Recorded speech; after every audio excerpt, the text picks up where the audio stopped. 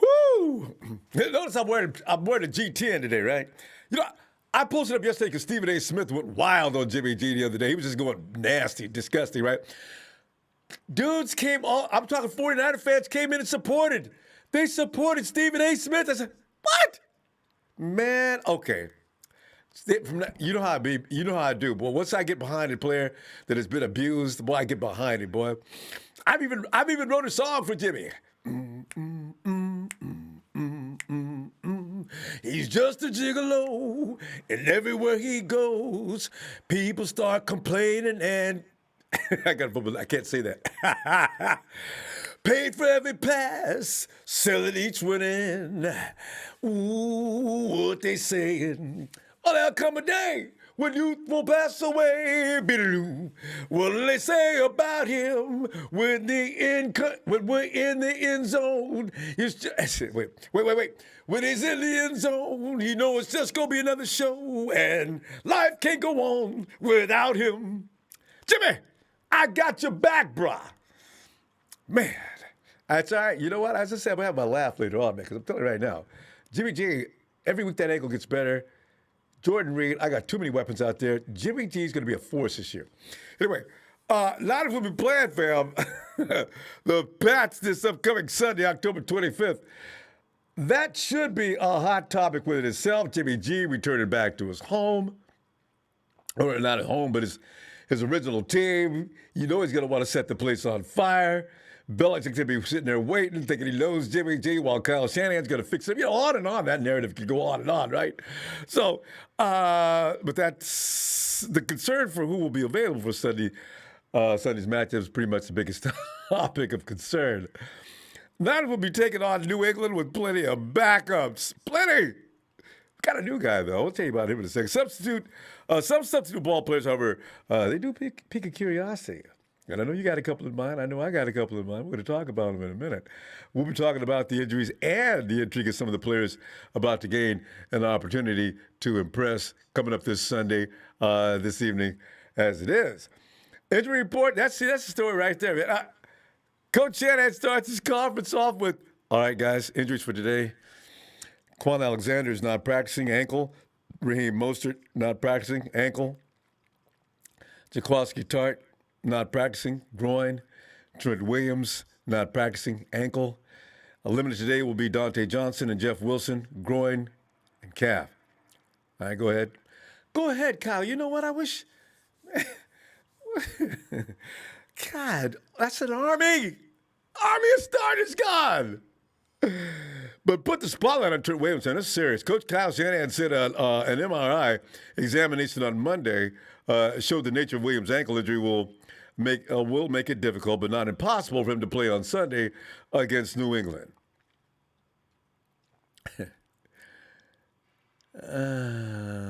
Man. Shanahan said, quote, it showed that nothing was broken and it wasn't a high ankle sprain. That's what I was saying. Man, it's a high ankle sprain. Every time you get an ankle sprain, it's a high ankle sprain. So that was the good news, but he still is in too much pain to practice today. I know he'll be questionable throughout the week, so hopefully it'll get better each day, but it's not there yet. See, Trent, this could go on until, man, I tell you. I don't know. Niners, and related news, Tom Pelissero reported earlier today that the Niners acquired outside linebacker and special teams player Jordan Willis in a trade with the New York Jets. According to Manish Mehta of the New York Daily News, the Niners will give the Jets their 6th-round pick in 2022 for Willis and the Jets' 7th-rounder in 2021. Because of COVID-19 protocols, of course, the deal is unable to be finalized. And Willis is not permitted to join the 49ers in Santa Clara until next week. The news, do you know who this guy is? Because I checked him out. Willis played in 16 games in both of his first 2 NFL seasons with the Bengals. The Jets cleaned him off waivers in September of last year. In 2 seasons with the Jets, he appeared in 11 games, registering 20 tackles and a sack. He was inactive for the Jets game earlier this season against the Niners. Willis, a third-round pick of the Bengals in 2017, is not signed beyond this season. So I guess it's no big deal. The Niners are experiencing depth issues at linebacker, as you know, and special teams. So Willis fits right in. They gave up a seventh-round pick for him. That's the the 49ers do really well with their picks. Why? Well, okay. I mean, we'll see what he does. Somebody on Twitter said he's good. Okay. I know he's never used with the Jets that much, but we need to pack that department up. So I guess it's okay. Let's get right into the media conference today, because I got all excited about the possibility of bringing in Jonathan Cyprien the other day, right? I said, man, get me Jonathan Cyprien back in there, boy. Because you know what? I said, I like Marcel Harris and all, but Cyprien's a polished, seasoned vet. Get him in there. But that was the question that came up today. At first, at the press conference, question was, how is Jonathan Cyprien doing behind the scenes, and what's his mindset been like since during camp? When he said he didn't want to be on the practice squad, is he's somebody that you would consider elevating not only to the 53-man for the game, but also starting ahead of Marcel Harris, or has Marcel done enough to keep that? Exact same question I did today. I said, woo! Because you don't want to root for Kowalski to go down, but if he does, sip. So, answer, Kyle Shanahan, no, I think Marcel has done a real good job, but we feel very fortunate to have Sip. Poured water on my smoking immediately. It's been great to keep him here, really, as our fifth guy right now. Being able to have that luxury of having him on the practice squad helps a ton with Tartt being down right now. We'll see how it goes throughout this week, but I know Sip's been ready for his opportunity every week, and he's got a better chance this week than any other week so far. Okay, Kyle, don't play, man. Come on, you know Cyprien, he needs to be in there. Marcel can still back him up. Next question. You had mentioned on Sunday that running back JaMycal Hasty, JaMycal Hasty's on everybody's mind. We know this dude's potential may be outrageous. Get him some reps. Get the jitter of the NFL out of him, and let's watch that boy work. The question was, you had mentioned on Sunday that running back JaMycal Hasty came in with some fresh legs and gave you some pop there in the fourth quarter. How is running back Jared McKinnon in that regard? You guys leaned heavily on him in week 3 and 4. Do you sort of have to kind of watch his snap count, given that he's just now coming back from 2 years off? Answer, Shanahan. Yeah, I definitely think so. That has an effect on all running backs, and especially a guy who had those 2 years off. I would think it would affect him more. We didn't do a good job of managing that in Philly game. Jets up for anything and stuff. But we got to do a better job of managing that and try to keep them all as fresh as possible. The more guys get banged up, the harder that is to do. So hopefully Jeff Wilson will come back healthy this week, and hopefully we'll get 3 fresh guys, but we'll see how the week of practice goes. JaMycal, man, show Coach Shanahan you're the guy to lean on this week. I want Jet to be on certain downs. You and Jeff Wilson. That's the combo I want to see the most carries from. You see, that's the thing about the 49ers running back. That room is nasty. It's going to be fun. Jeff Wilson, Mr. Highlight. JaMycal Hasty, the child of great expectation. See, these are the things I look forward to with the 49ers are depth on pretty much every unit, except, offensive line is another. But the thing is, every other room has got so much talent you want to see it. You don't get scared. You do because you want your starters in there, because those are the glory boys, you know? So, we'll see. Next one, you spoke a little bit about cornerback Jason Verrett. By the way, if you're worried about the Hawks getting AB, remember one thing. As long as Jason Verrett stays healthy, we've got the AB Terminator. He ain't gonna do a damn thing. AB stopped him when he was in his prime in Pittsburgh. You know he'll stop him now.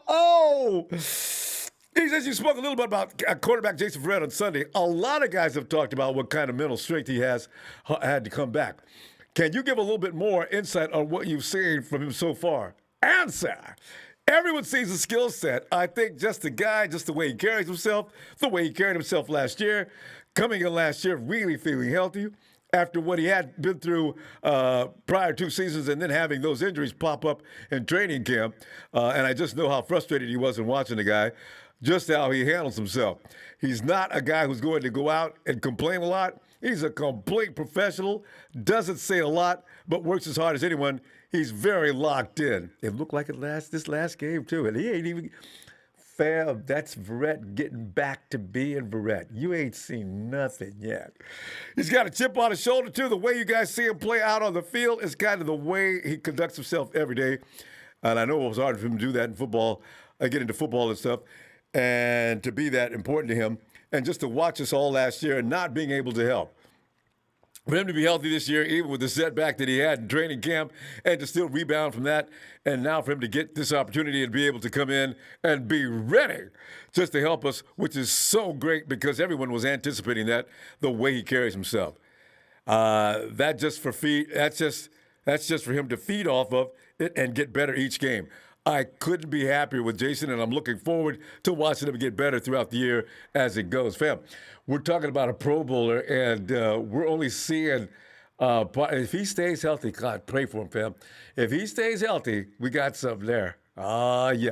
As I ran that question down, I said, do we have a quarterback controversy amongst some of our quarterbacks?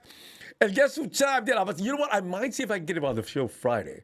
Eric Davis? Yeah, Eric Davis chimes in.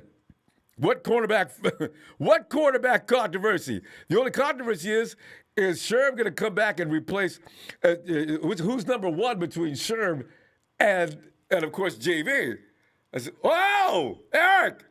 See, that's who I need to talk about this. A former Super Bowl 49er cornerback. I'm going to see if we can get him Friday, and then we can ask him some questions, pick his brain. Because, see, if you look at that film that Baldy broke down, fam, we may have another lockdown cornerback. Mosey may have potential. He makes mistakes now because he's just a rookie and young. Well, not a rookie, but he's second year.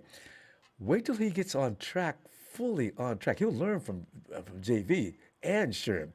He's got all the tools, reflexes, cat-like reflexes, technique and skills. Mosley, don't sleep on it, because when Sherman leaves, there you go. Barrett, Mosley. What we gonna do with Spoon? I don't know. I'm just saying. Other question. When you look at the Patriots' defensive scheme, what strikes you as how it's changed since the last time you faced it outside the personnel? Obviously. Coach came back with it doesn't change a ton. They've always going back forever. Whenever you watch New England Patriots, head coach Bill Belichick, they're going to have the same fronts. They have a number of fronts they can go to and mix them up. They have a number of coverages they can go to, but he has his philosophies that he believes in for a good reason, and you're going to see that each year. He also is going to adjust at every moment that one of those things aren't going well. So there's nothing absolute at all with him. You know what he believes in, and you know what he does because that's what works. When it's not working, he's always going to have a plan to adjust. So the game never stops. You've always got to keep going, and hopefully you have more points than them when the time runs out. Fam, they've got a question in their all-pro corner from last year. He has a lot of problems out there, and they had a lot of problems in this game that they lost to Denver with tight ends. Enter George Kittle. Oh, by the way, which already Belichick is saying great things about him. Belichick does this every week, but, what is he doing that for? That just lets you know all their defensive efforts going to be taking away George Kittle and make the rest beat you. All right. But you guys, I'm telling you, this is going to be an interesting game. Really interesting. Jimmy G's going to look to shine. Belichick's going to take Kittle away from us. He's going to try to. And that means the rest of that running back group. And remember, we don't have. And they were running all over the Patriots. Well, I'm not going to say that this week because last time I felt comfortable on winning, I'm not going to feel comfortable on winning again this year and get in your face with it because we got a butt handed to us against the Dolphins and we lost to the friggin' Eagles. Okay. Question, do you have any update on cornerback Richard Sherman? Has he been doing with the shots he's been getting?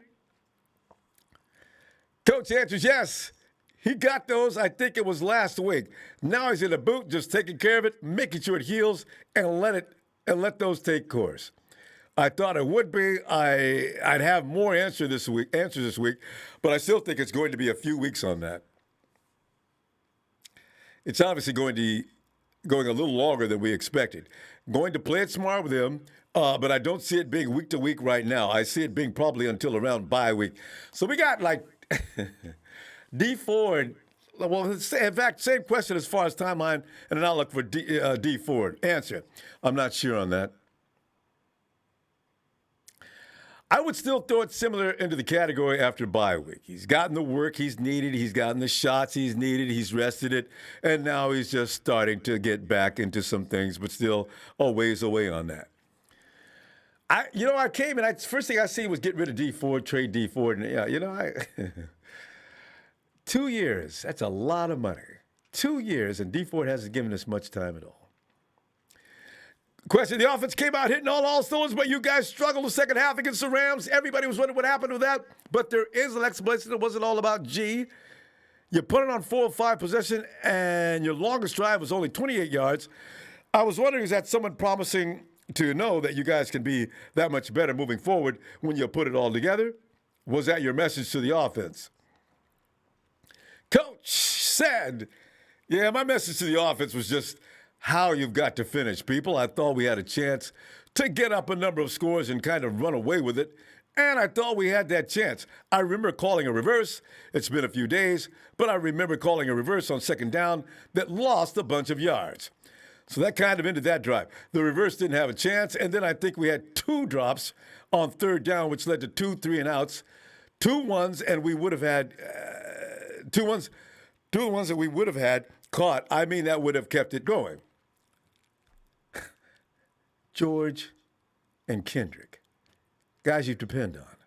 So you lose those 3 drives right there, your numbers are going to change a lot. The cool thing was how our special teams and defense was playing. They kept giving us an opportunity. I thought we needed to put them away, and the way we ended up doing it was Jimmy scrambling and Robbie Gould kicking that field goal. We don't want to have to always depend on the defense playing that way at the end, not giving the Rams a chance to come back. We've got to catch those balls on third down and move the chains. We've got to make those plays on first and second down so we don't get into those third down opportunities. Because I thought we had some opportunities to score, some touchdowns, and we didn't. That's why they got it within 1 score before the last drive, unquote, and putting everybody on cardiac alert. God, I hate that. But it's okay because I was still able to sing, ooh la la. Ooh la la la la. Julian, hey, fam, thanks for that contribution. Why don't we know when D Ford is going to be back? He's been injured for a minute. D Ford, I'm starting to think D's got some psychological problems. Now his leg's been fixed, and all of a sudden his neck goes out, and then it goes to his back. Josh Valencia, it's Tua time. Thanks for that contribution, Josh, and good luck with Tua. I can't imagine why you put Tua in with Fitzmagic doing such a great job, though. Well, I mean, you don't have to hurry it, you know what I'm saying. Alex, get in here, Alex. Boom, boom, Hey, boom. what's poppin', Ronbo? Alex, man, I'm just looking at the presser today, and a lot of mixed things going on to make you feel good or bad as far as the 49er would be concerned, you know? So, but Alex, the players that are out, JaMychal Hasty, are you feeling good about the cornerback situation? What's going on with you? Yeah, I'm actually feeling kind of good, Ronbo, and I wouldn't be feeling as good if Hasty didn't have a good game on Sunday.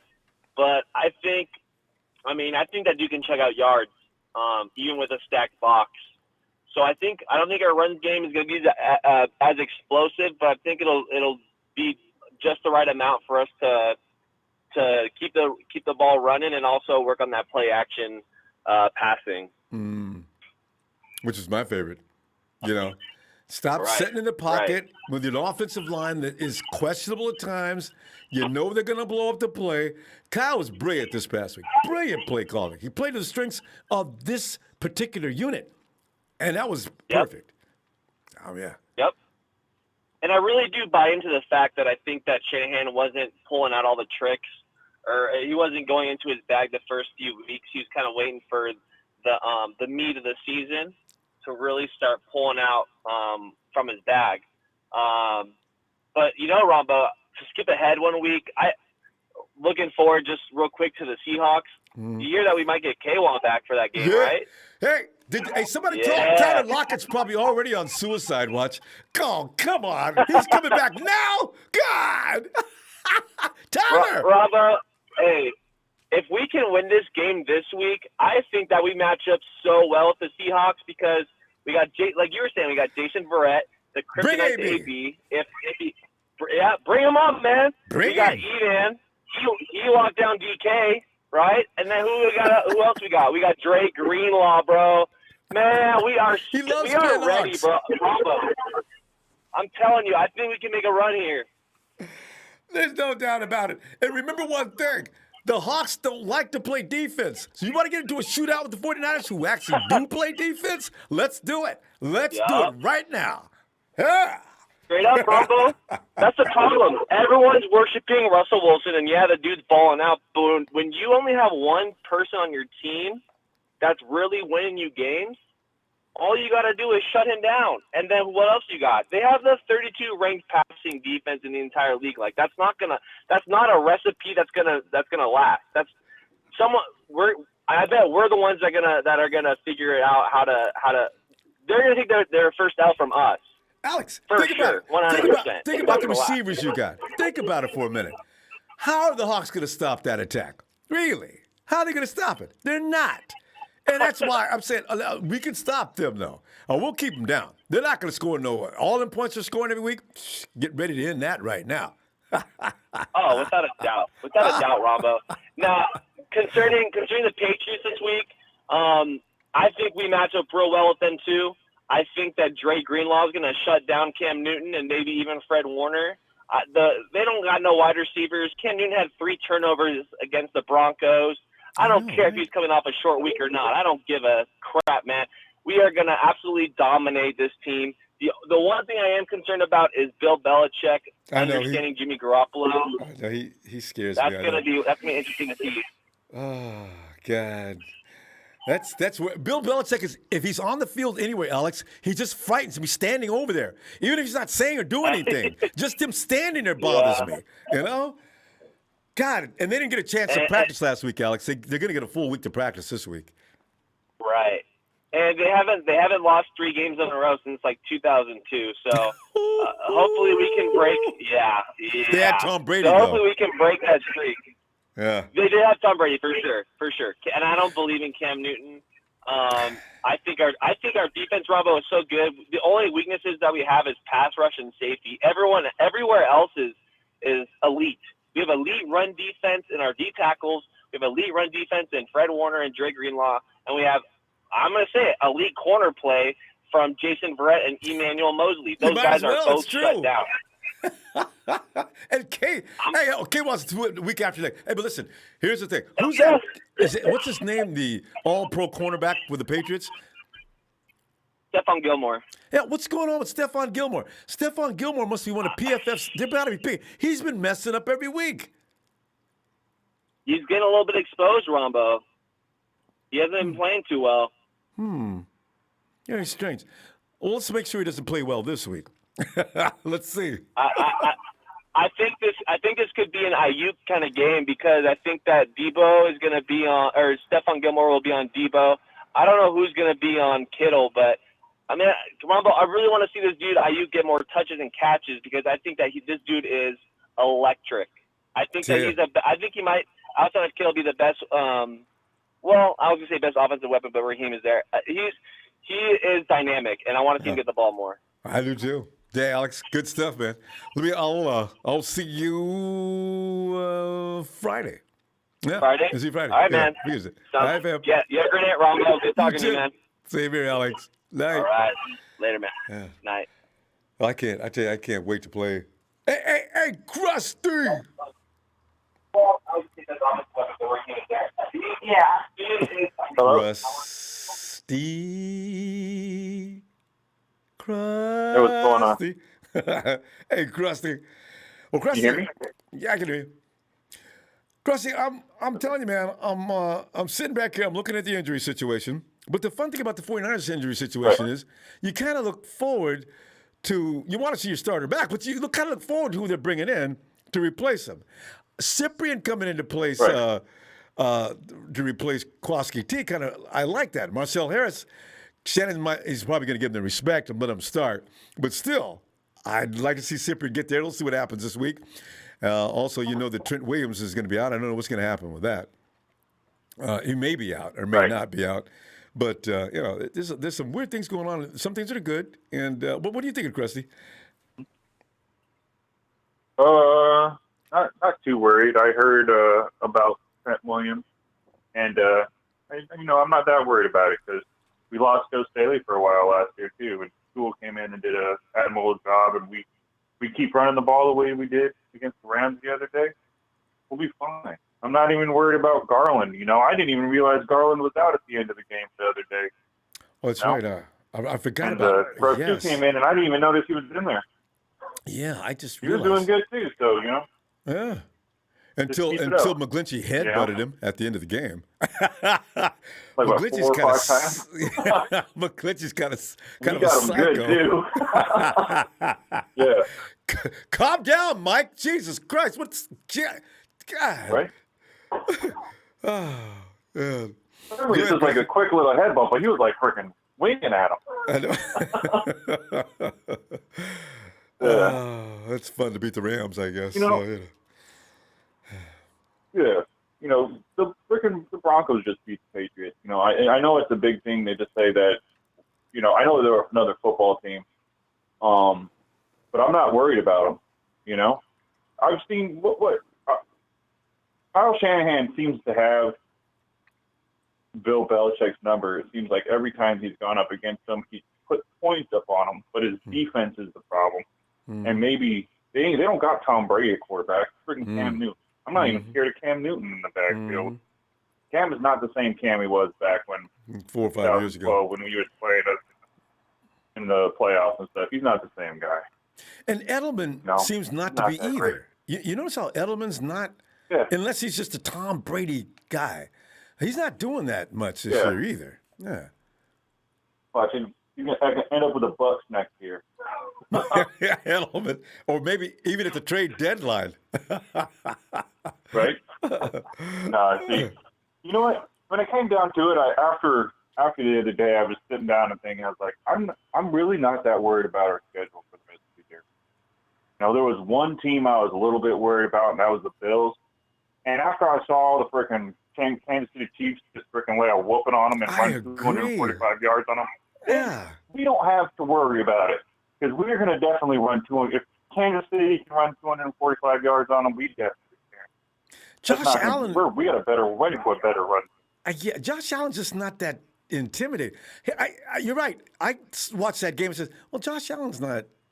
He misses more than he hits with his targeting.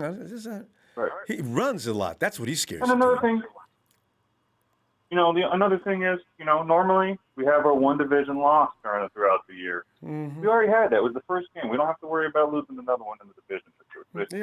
Yeah, I think we're good in that department.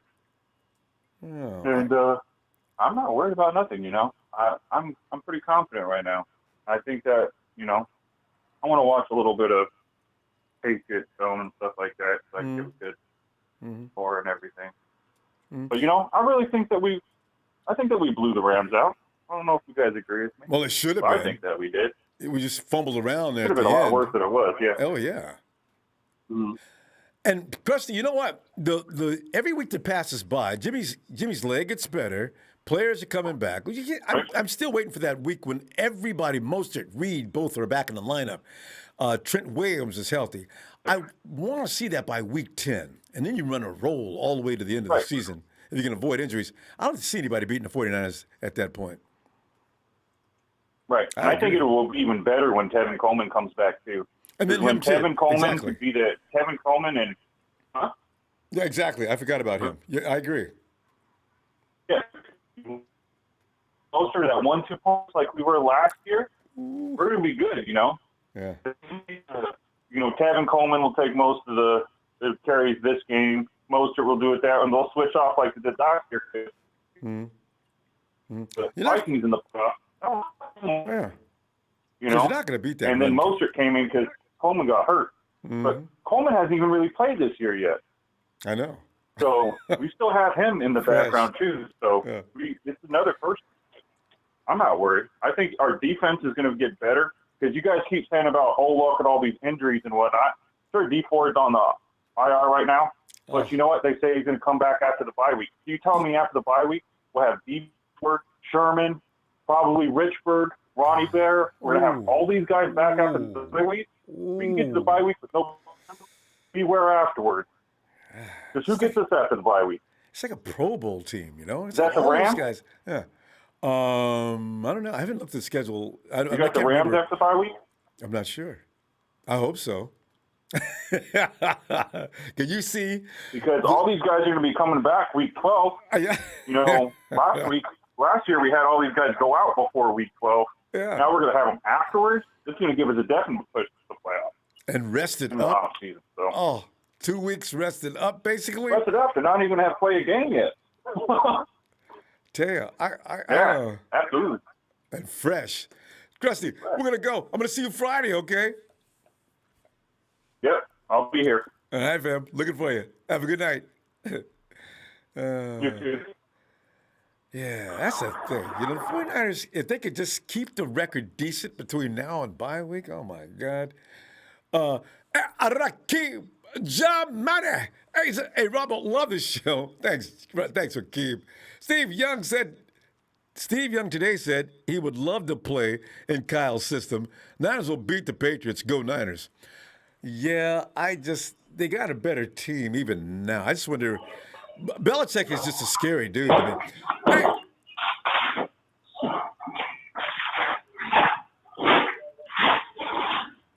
James, you is it a bad time? Are you cooking? No. What are you doing? No, Ronbo, I'm sorry about that, man. I had my Bluetooth on and it's the background noise. I'm sorry. I was walking through my house. I try to time it up where we're in work boots, I'll catch you. Yeah, man. But I tell you, I was listening to the other caller, Krusty, and the caller before, and I'm not really worried about going forward. And because I'm in my upper 50s, and I've been watching Niner football for a minute, and this to me seems a lot reminiscent of 1994, how we went in the draft and pulled out 2 cornerbacks that wound up starting and traded for Deion Sanders. And so a lot of things that happened then, and we had the same record, 2-3 at the end of week 5, and we lost to Philadelphia and got blown out and embarrassed at home. Do you keep the records on these things? You can call back dates and games and scores. It amazes me at times. That is fantastic. I know this might sound a little funny, but I drove tractor trailers for almost 37 years, Ronbo, and I tell you, I went anywhere out of state and been able to go back there without a map or anything, just from basically going there the first time. I don't know whether it's just my intuition or what, but I'm thankful to be blessed in that way. But anyway, what I'm saying is, I think this offense right now, since Kyle Shanahan has been the head coach, we haven't had a 3-down back since we had Carlos Hyde and Alfred Morris. That didn't work. Okay. Alfred Morris came over from Dallas or whatever, I banked forgot up, about him too. and just never fumbled on the goal line. And then, Carlos Hyde was another one that, with so many backs in the running back room, he was scared, and so we didn't have that. But now with JaMychal Hasty, I think we have a 3-down back. And I'm going to tell you something. This guy is so Darren Sproles cloned like in a way, 5'8", 205 pounds, got legs and lower extremities that are like tree Built like trunks. trees, yeah. Now, if you're if you're a linebacker 6'1", okay, or 6'2", and you've got this guy that's 5'8", 205 pounds, that's coming at you like a little solid deep freezer on legs. The linebacker that's 6'1" or 6'2", this 5'8" running back is hitting him in his ribs and his gut the whole game, man. You can tire him out. A small running back that's built low to the ground and is strong and quick. Can really wear out a defense real quick. Got wiggle. Okay, and then that's right. And then all the other nuances we have offensively already. I think we haven't really seen this offense open up yet, but it's about to. It's about to, and I think we know what we got in Justin School. I mean, stellar performance last year as a rookie. Joe Staley went down. He stepped right in. I think he gave up 2 sacks on the whole season, and one of them happened to be in the Pittsburgh game when we were in the end zone on 1st and 10 with the ball sitting behind the goal line inside of the touchdown area. Jimmy had nowhere to go, and School knew once I think it was Bud Dupree or T.J. Watt, he couldn't stop him. There was nothing he could do. Jimmy just took the sack, and it was a safety instead of trying to throw it hot and give up a pick six. So, I'm looking at, Trent Williams. Back in April when we got Trent Williams, all hyped about how great this guy is. He's a 7-time All-Pro player and super good. Well, I seem to notice that one thing I don't really like too much about him, I don't want to see somebody 6'6", 320-something pounds trying to run 68 yards downfield with a running back every play. Because then the next 2 or 3 plays, he's winded. Yeah. Especially he played it a year. 68 yards downfield. That's what I'm saying. You winded. And now you get beat for a play or two. I don't mind seeing a O-lineman go out 10, 20 yards maybe, but let it go. Let it go and live to see another play. You're out of position, really, and that's how they can get hurt sometimes. But I'm saying this much. And James, we got to stop there. And that may be the reason he's hurt now. Yeah, man. So, yeah. Yeah, right. Well, I tell you what, we got to free up some cap room because I think right now the most important thing in our defense is that secondary to get those guys signed, extend E-Man, and extend K'Wan Williams and franchise tag Jason Barrett because it's such a low contract, and some of them guys are going to want to stay there because why? The opportunity to win championships. Okay? Thank you for what you do, Ronbo. Thank you, James. Niner Empire, Niner for life. Bang, bang, Niner gang. Shout out from my homie down in the south end of the Garden State. Be blessed. Thank you for all that you do. I miss your penis, Ronbo. Get that crap head out of here. God, I hate that SOB. James, thank you so much, fam. All right. We'll see you Friday. God, I wish he'd die of a heart attack. That dude, every time he's got to get him looking at the eyes. Hey, dry. Hey. Yeah. Oh, that's Norm. I thought that was that dude. Hey, Norm, come on in. I got this dude. He crashes the party every chance he gets. So tired of him. Norm, come on in, fam. It's Niners all day. Who crashing parties, man? This ain't no party. Man. This is the politics. This politicking right now about our squad. You ain't on the squad, get up out of here, bro. Like, for real.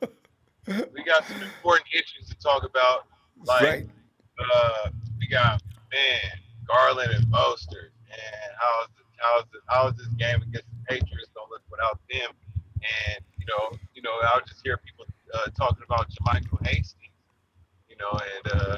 And I was watching his play in the game, and I'm like, what? Norm, you got something rubbing up against your microphone. Oh, something rubbing up against my microphone. Sounds like. How about now? Okay, go ahead. Let me see. Okay, better. Better? Okay. Yeah, I think so. Okay, go ahead. All right, I'm enjoying it. All right, yeah. So we was looking at Jermichael Hastings, just looking at him running, you know what I'm saying? And I heard somebody talking about how small he is and how how much of a dangerous, compact player he is. And that's gonna be good for going up against these pastries, man. And that's I wonder if Bill Belichick got a game plan for that already, because like You you know he said, does.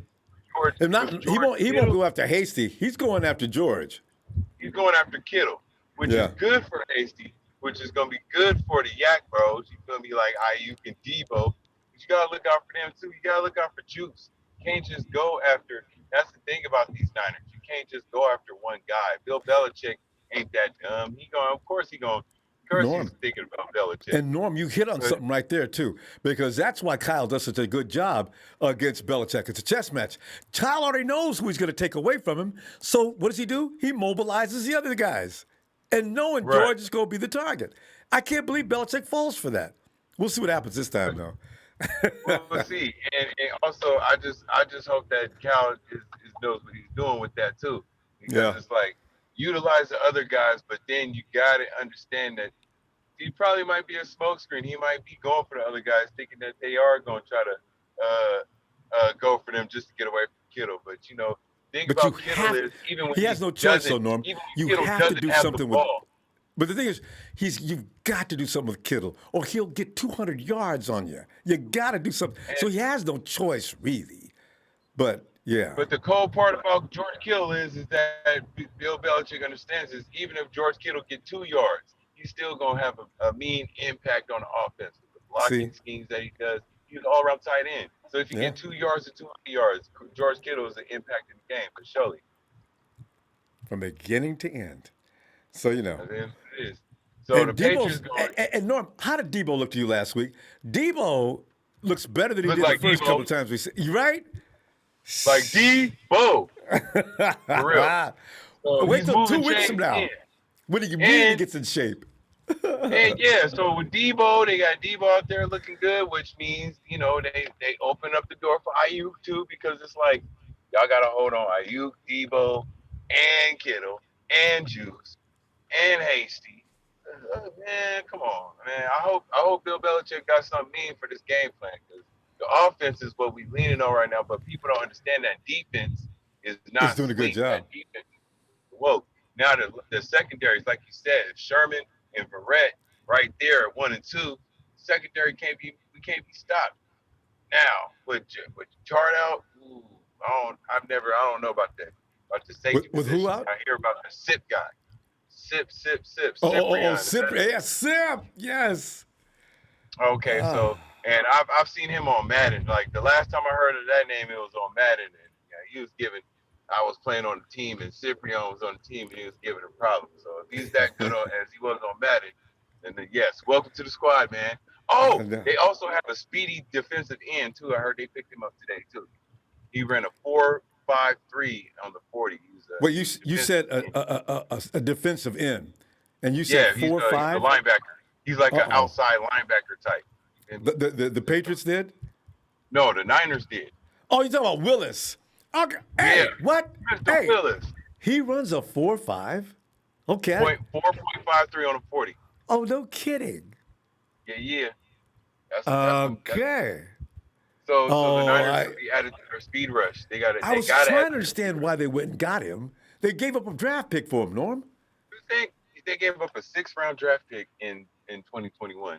6th-round draft pick. So, I mean, that's not too... They know what they're doing. Well, if he's worth it, it's a bargain. But, I mean, Exactly. John Lynch got to get in his head, because there's something about this Mr. Willis that John Lynch sees, and he's like, hey, I'll give up a 6th-round pick for this guy. We gonna beef him up and plus he already fast. Giving that Niner away, he can be out there rushing him. Because Niners ain't really been putting no pressure on them. We won't see him till week after next. I can't wait. All right. Because I was like, who is this? No, we got to go. Exactly. Let me see you Friday, okay? Oh, yeah, I'll be ready for the predictions, too. Yes, indeed. Should be special. Niners. I know. All day. Have a good night, Norm. Yes, sir. Oh, God. Somebody get Smiley a dictionary so he can get more of a vocabulary. The guy is boring. All he knows is one word. Hey, Calvin! Hello? Hello? Yes. And your name is Calvin? Yeah, I All would just right, have Kel. like Yeah. first off, want to say that I'm a big fan.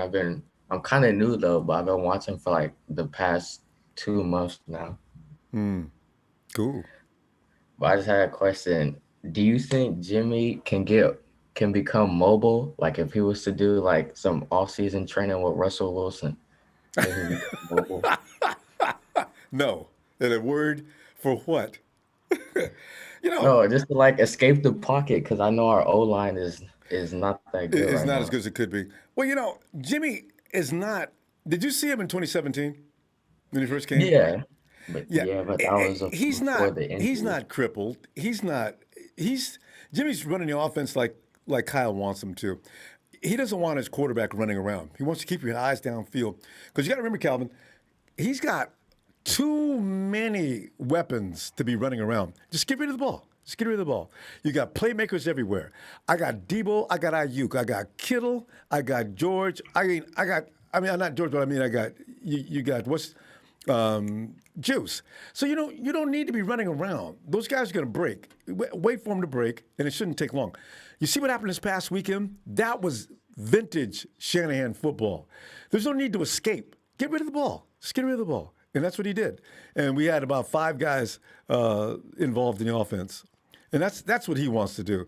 Because if he just wanted them to run around, he'd probably tell them, all right, escape the pocket and do whatever you have to do. What you want to see more of, though, I'd agree, is play action. I want to see that, though, where he's, bootlegging and things like that. But as far as playing like Russell Wilson, that is the last thing I want to see him doing. It's not an answer, because Wilson plays backyard football. The whole offense, they play backyard football.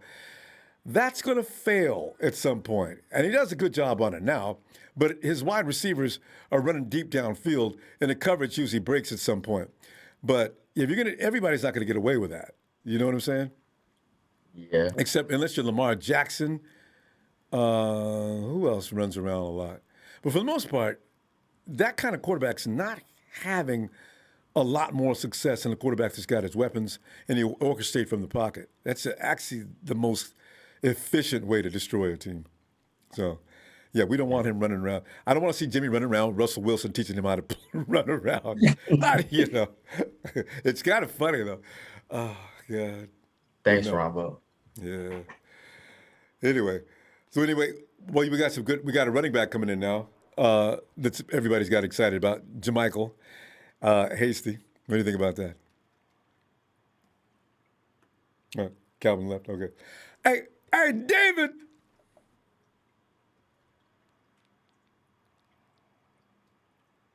David.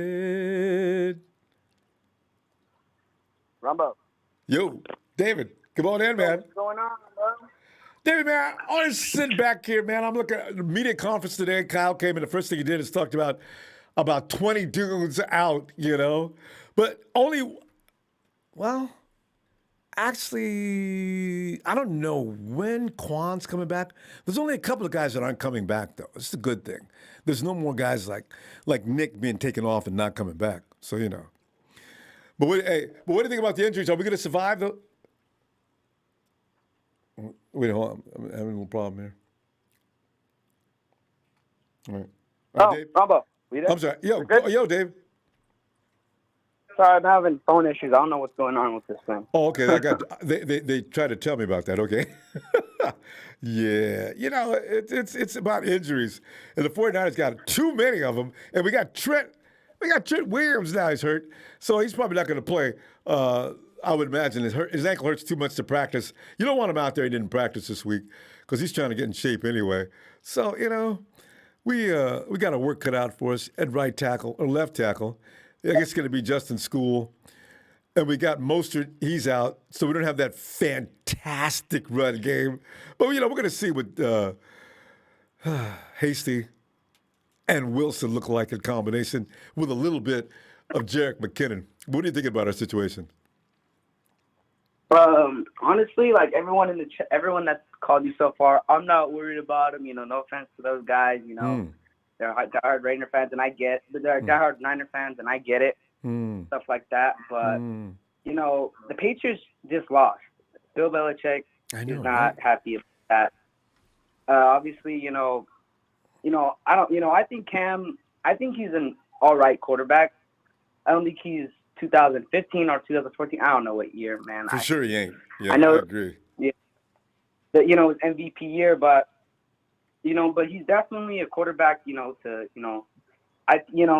Especially with the Niners, with what happened with Kyler, they could use it the same way. Like he could run. Like I think Cam got a little bit of wheels. I think he can run.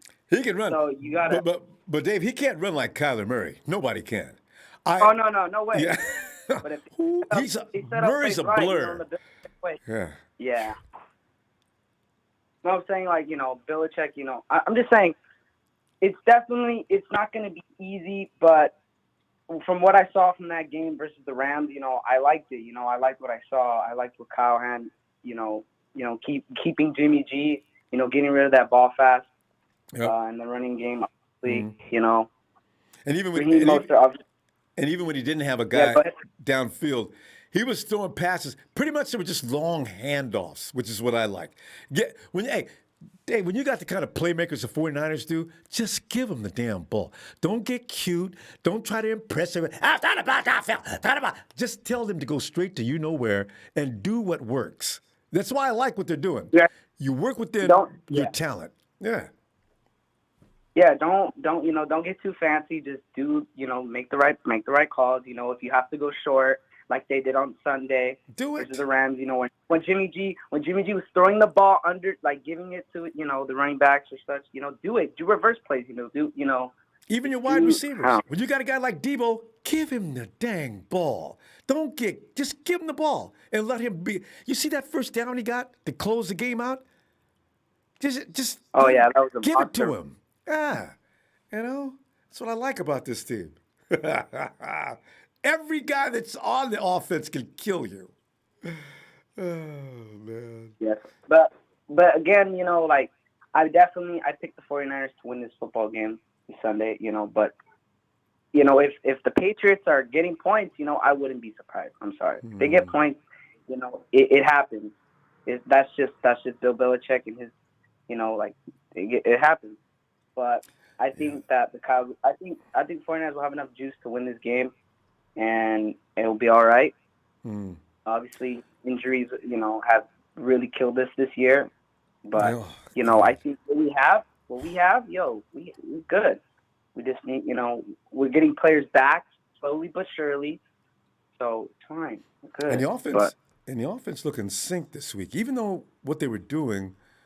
Looked simple. I don't think it was. A lot of that stuff was done with timing.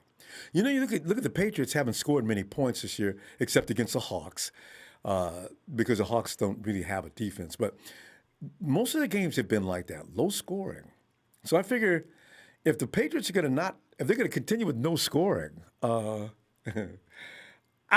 Dave, I'm a little scared. We're 3-3, and we lost 2 games. We definitely should have won.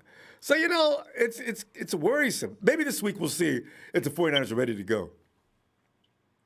Yeah, if the 49ers win this game, I think that, they're on track. I think they finally found something. Kyle Shanahan's actually finally using his tricks out of his bag that everyone was talking about. Because I was like last year, in the beginning of the season, we saw a lot of that. We saw some of that. We saw Kyle Shanahan use great plays to win football. Yeah, even though they were, we had, I think the Bengals, they weren't that great, but we had some good plays, some good calls. So, any game is, and at the same, I hate it. People say any game is 50-50, but obviously, if I don't know. I'm just saying. No, it is. Were you gonna say something? A last place team can jump up and beat a first place team any time. You never know what's going to come, but they happen. Look at us. Miami ran the 49ers off the field. Who wants it more? At the end of the day, who wants it more? Who wants it more at the end of the day? That's what it comes down to. Exactly. The 49ers want it. They're going to win this game Sunday. Period. Yeah, like they did last week. They were up for it, and they took it away. David, good stuff. Hey, let me see it Friday, okay? Oh, well, but one more thing. I want to ask you. Real quick. When is that ours 49ers and Ronbo collab video you guys talk some football going to happen. Wait, when's the what? I forgot. I don't know his name. Ours 49ers. He's on Instagram. Our 49ers. Our 49ers. When's that I don't know. happen? We'll see. All right, Dave. We got to go. I'll get back to you on that, okay? All right, have a good night. You too. Bye-bye. Okay. And Barack, otherwise known as JJ, Jason Barrett got me. Jason. You got to be careful. When JJ puts a message up, you should read it first, or else you'll say things that your mom would like to wash your mouth out with soap. And Julian S. Trent Taylor, I prefer Pettis. Cut Trent Taylor, I prefer Pettis. Julian, I don't know. Well, Taylor's not getting many chances this year either. That's very strange. Hey, Clarence. Good on, Ronbo. Clarence, man, we're sitting out here contemplating all our injuries and licking our wounds and wondering what's going to happen next. Which 49er team? Are they going to stay hungry from week to week? Although, Clarence, I got a feeling that slap was like a ice cold water in the face against the Dolphins. 49ers look like a team on a mission this past weekend, except for the second half, and all of a sudden they started dropping the ball. But anyway, our injury situation, what are you thinking about that? If Trent Williams doesn't play this weekend, are we going to be okay? Well, you're going to have to be. That's the bottom line on that. You got to beat this team this week. And Belichick's going to take away Kittle and try to take away that running game. So your complimentary player has got to step up. I think it's going to be a big IU game. Clarence, question for you, though. How do you take Kittle out of the game? What is it? What do you double team him with what, a linebacker and a safety? Well, how are you going to do that? Well, you know how Belichick works. He's going to try to take away your best player. That's true. I was wondering however he's going to do it. How does he engineer those things? I can't wait to see this game just to see that alone.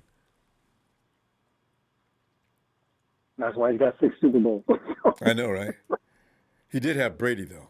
Well, yeah, and as far as defense, they just got to keep Cam in the pocket. Don't let him do anything. Yeah. Just keep him in the pocket. Don't let him scramble. Yeah, well, that's easier said than done sometimes. But when plays break down, but he's had running. I don't know. It's going to be interesting to see. Man. We'll find out, though, because this is going to be an interesting game just because Belichick's involved. Yeah, and he hasn't lost 3 in a row in like forever and a day. So I know, so it's 2007. I didn't even know they lost 2 in a row. Last week was 2 losses in a row? Yeah, because they lost to Denver and they lose to last week before. I can't remember off the top of my head. But yeah. So this would be 3 in a row? Oh, man. If we get them. I wish we weren't on the end of a 3rd in a row.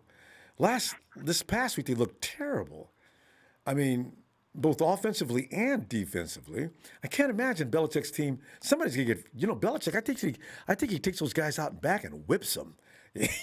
Because they play awfully good sometimes. I don't know. We'll see. Yeah. Well, yeah, that's my only concern is, Belichick and his defensive genius that he's got.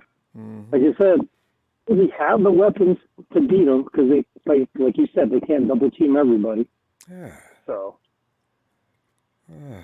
It's gonna be. It'll be just for the sake of football, and the plays. It's gonna be really interesting to watch this to see just how they go about trying to cut off Kittle.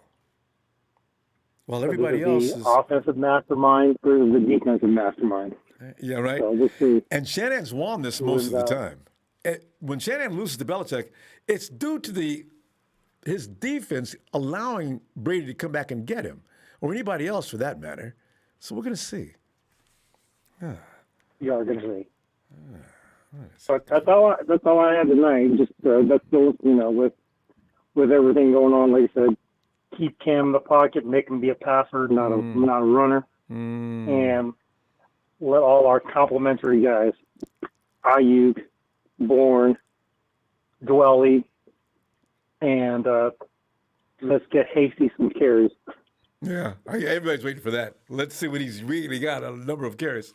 All right, Clarence, good stuff. We'll see you Friday. Oh yeah, I'll give you my prediction then. You have a good night. Take care. All right, God bless you. Thanks, fam. You too. And it's Texas 4-3-2. Texas. What it do, Ronbo? And what is your name? JC.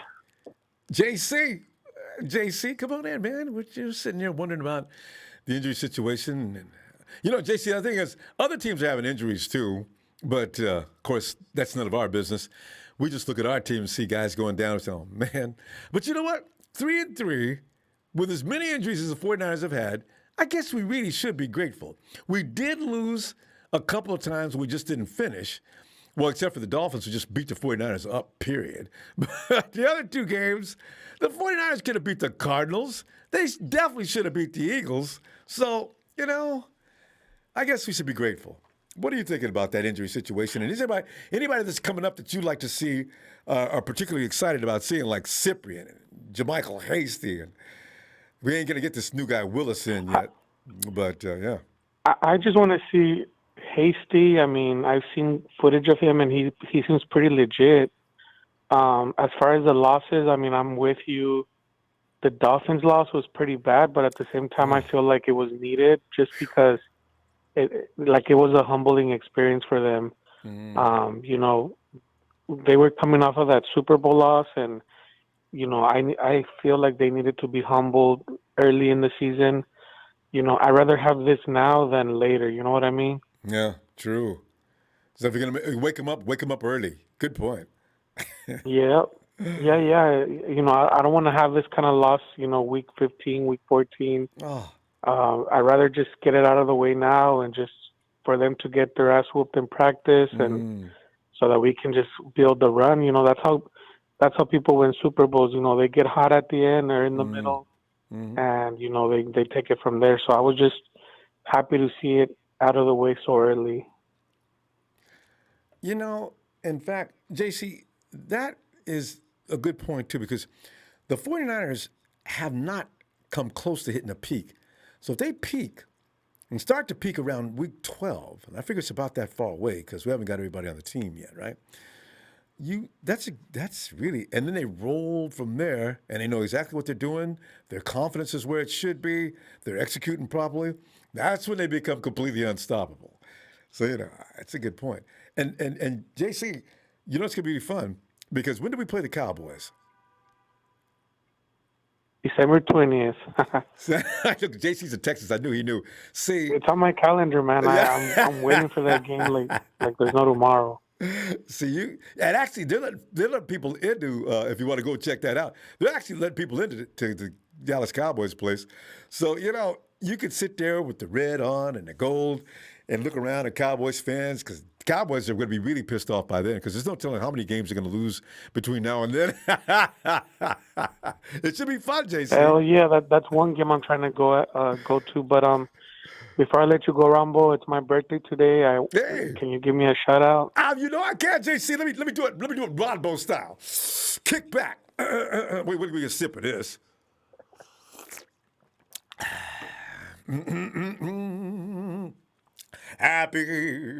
Happy Niners birthday to my man JC. Happy birthday, JC. Happy Niners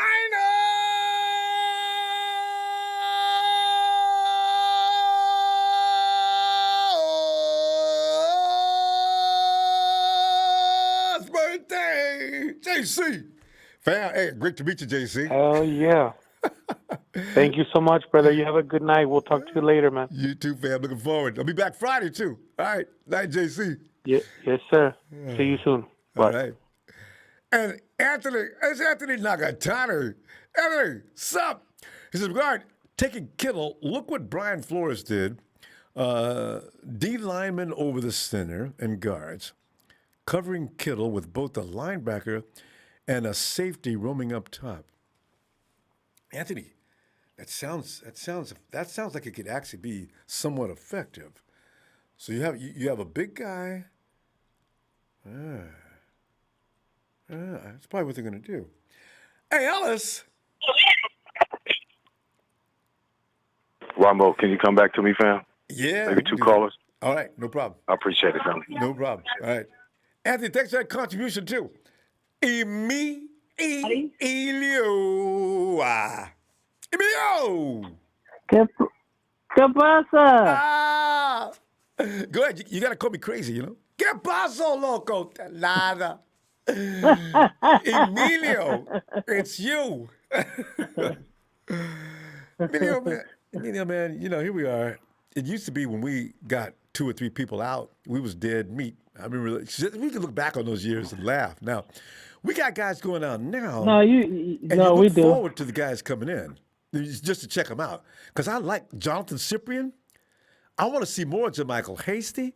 Look at Emmanuel Mosley. See, we got dudes now. Unlike Trent Baalke, who could not draft to save his silly, you know what? You know? You know, like I told you the other day, to me, I looked at Hasty more. I think if they give him more touches, yes, he's a mix of Gore and Marshawn. Yeah, One, because he's small like Gore, but he's muscular, so he's like, you know, a big beast. My one, he was quick. I said, this dude is just. If they give him more touches, man, he could really be our new Gore. I see it. It's a possibility. I really want to see this guy. And he's heavy. How much did Frank Gore? How much did Frank Gore? Yeah, if I say like Frank Gore, because Frank Gore was a small running back, but then when you looked at Beast Mode, he was big and strong. So I was like, man, he's kind of like a mix of both of them. I said, true. Man. But what did Frank Gore weigh? I forgot how much. Didn't Frank go? Frank went over 200 pounds too, didn't he? You know, he was like 225, 230. Was he was that heavy? musky, but he was that big. Yeah, he was. He was at 230, I think, somewhere around that area. Damn. If I'm not mistaken, I think he was. At any rate, this dude, boy, I tell you, and he's got wiggle too. Now, see, if you try to, and he'll juke you, but and he can still hit the hole. That's why I feel like because Gore was a power runner, and then you think about Beast Mode was more elusive, but as a power runner, so he was able to juke you and run you over. So then Gore was just that power runner, just run right through you. So that's why I was like, man, he's kind of a mix of both. You just want to be able to see a little more of it. Just want to see him run, see if he can get these big yards. Like I said, if he's good enough, he might just replace Mostert because, like I said, as much as I like Mostert, it's just we need that bigger, stronger back. Because like Mostert, they're asking him too much. Mostert's just more. He's more lighter. Like I said, he's quick. He's more like he's better. You know, I would rather like Mostert if he was able to, with the pass and catch. Since he's fast already, put him out there kind of like a receiving running back. We need more of that power running back where you just run people over trying to get that first down. See, that's why I like Wilson. Most I like him because it's like he's the catch me if you can kind of type of guy. But you need that kind of guy. Like, you know what? I'm finna fight for that first down. Like I said, I miss that so much watching Gore. That's why I've always, you know, since he left and since he really hasn't had a team, I was like, man, I just want Gore 1 year, see what we can do with Gore with Shanahan. I was like, I really want to see it. But I was like, if Hasty can do that, he has the potential to be that. Like I said, man, I would love that. I love that power running. Like, I'm going to fight for this down, run your ass over, get that first down, and just try to kill you, try to get yards. I really want to see that in our running backs. I miss that because that was usually our bread and butter in running backs. Yeah, every running back we had was that let me run you over. Tell you. I was like, I missed that part and watching that in our running backs. That's why I want to see Juwan Jennings. The only thing the 49ers pick up now, this is why we're losing. Pettis is out of here because he doesn't fit the mold anymore. The profile now is bring ball carriers in that will hurt people. That's all it's about now. Yeah.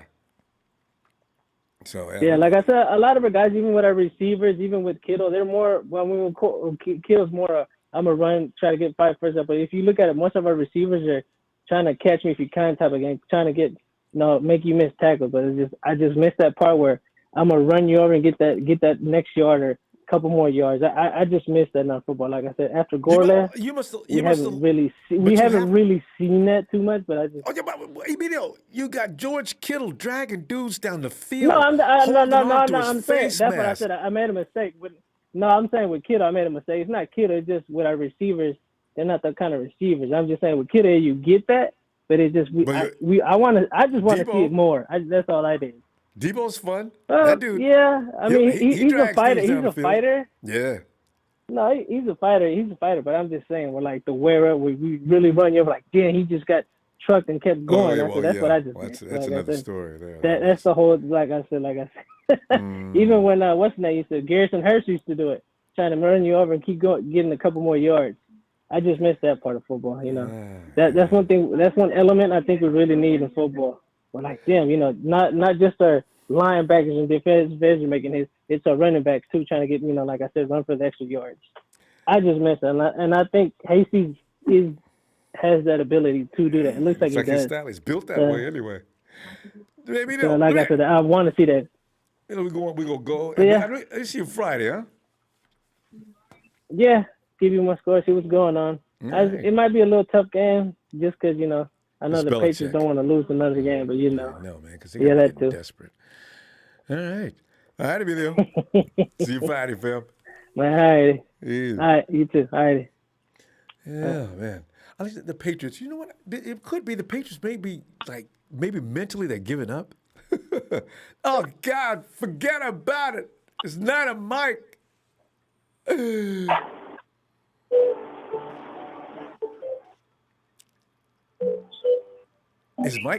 Mike playing the piano? He's very good, isn't he?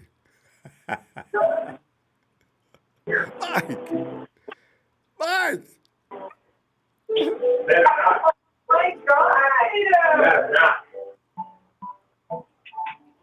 I was just kidding. I think I was right. Somebody is on the piano. Niner Mike. Ike. Are you talking to Mike. Okay, we'll come back to Mike. He's busy. He's in concert. Okay. Big Steve. Hey, Big Steve. Big Steve. Big Steve. Big Steve. Let's see if Ellis is ready. If not, we'll see. Go back. Ellis. What's up, man? Hey, are you good? Yeah. All right. Well, Ellis, tonight we flipped the page to suddenly adversity versus injuries. And can the 49ers overcome? But you know what, Ellis? I'm telling you right now, like I was saying, Trent Baalke never bring in a crop big enough of players that you could actually get excited about the guy sitting on the bench. Maybe a couple of times, but it wasn't often. Man, Lynch has got all kind of surprises lined up. When I look back at Mosley, who I didn't know, he's an undrafted free agent. Who knew? Somebody made a mistake there. He should have been drafted. He's better than a lot of cornerbacks in the NFL right now in his second year. You look at JaMycal Hasty. How in the world? There's a lot of running backs in the NFL, but that dude looks like he's got some serious potential. And then you keep on looking up and down the lineup, and all of a sudden we got Jason Verrett getting more like the Jason Verrett nobody knew anything about that didn't watch San Diego, right? But we do have those issues, and we got the Patriots coming up this weekend. Touch upon that, and everybody knows that the only reason why Belichick's making big compliments on George Kittle is he plans on taking him out of the game. What are you thinking? Clearly. Yeah. Well, clearly he gave himself away with that, so that's what they're going to be solely focused on. Yeah. They're gonna double team George, and they're gonna stop the run, and Jimmy's gonna be forced to have to pass. So we got to get our receivers ready. We'll probably be able to do something on the ground. With JaMycal in there, the way he moves is different than our running backs. That's what's special about him between Tevin, Raheem, and Jarrett, Jermichael does something a little bit different, man. When he gets in the holes, you could already see him. He's making the lanes and moving his body. He's got like that Barry Sanders kind of, juke, with the hips. He's got real good hips and movement in between the holes and stuff like that. So I can't wait to see Jermichael come in. And, they're not going to completely be able to shut us down from a run perspective, but it may be hard to get a hold of George, this game. We'll probably be able to catch him a few times, but, Coach Belichick's probably figuring, we take George out of the game, then it lessens our chances of being productive, which is not a fact. But, again, George is a prize piece. So, hopefully Kyle and, the offense is I was going to ask you a while back, is Mike LaFleur still up there in the box doing, is he like, what is he, assistant offensive coordinator, or what is that? For the Matt LaFleur's brother? No, Is it- remember the LaFleur brothers? How we had one? Yeah. Is it Mike? Yeah. Do we still have him, Mike? Is Mike LaFleur we still have one. Is still doing plays with Kyle? Yeah, we still have one LaFleur. Okay, no, I just was trying to see. Yeah, but because his hopefully, brother they're wanted going him to be. over in Green Bay. We still got one. Yeah, we got Mike. Is it Mike? Yeah. Matt is the head coach of Green Bay, if I'm not mistaken. But And Mike still does. so I just was trying to see. So hopefully they're coming up with something creatively, that we can do on the offensive side of the ball and still, be productive if indeed they do try to, double cover George, which is what's been going around from what I've been hearing. Well, that's what everybody imagines, because I'm that's the excited. number one weapon. That's why. But you know what? Yeah, Kyle and he kind of always told on does himself. well against Belichick's defense for some reason. It's the defense that lets him down. Yeah.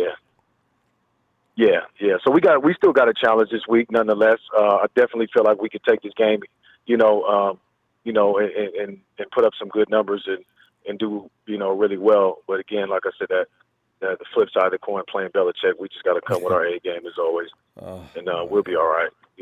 I'm feeling good about it. The Broncos didn't. The Broncos played so-so. Oh my God. You saw that game, right? And the And they Broncos. were able to run all at once. I didn't see the game, but I saw the score, and I was thinking, well, damn, the Broncos actually beat the Patriots, and the Broncos have been butt cheeks, for a cool minute. So we'll be good though, Ronbo. I just we got to come to play. This the Rams game was okay, but we need like the next 5 games. We need at least at a minimum 3 wins, and I'm being modest even with that. It would be nice to win 4 out of 5 or 5 out of 5, but that's, we got to be realistic. We at least at a minimum need 3 W's, if not 4. And I think we can do it, especially with the Green Bay game. Seattle's going to be the one.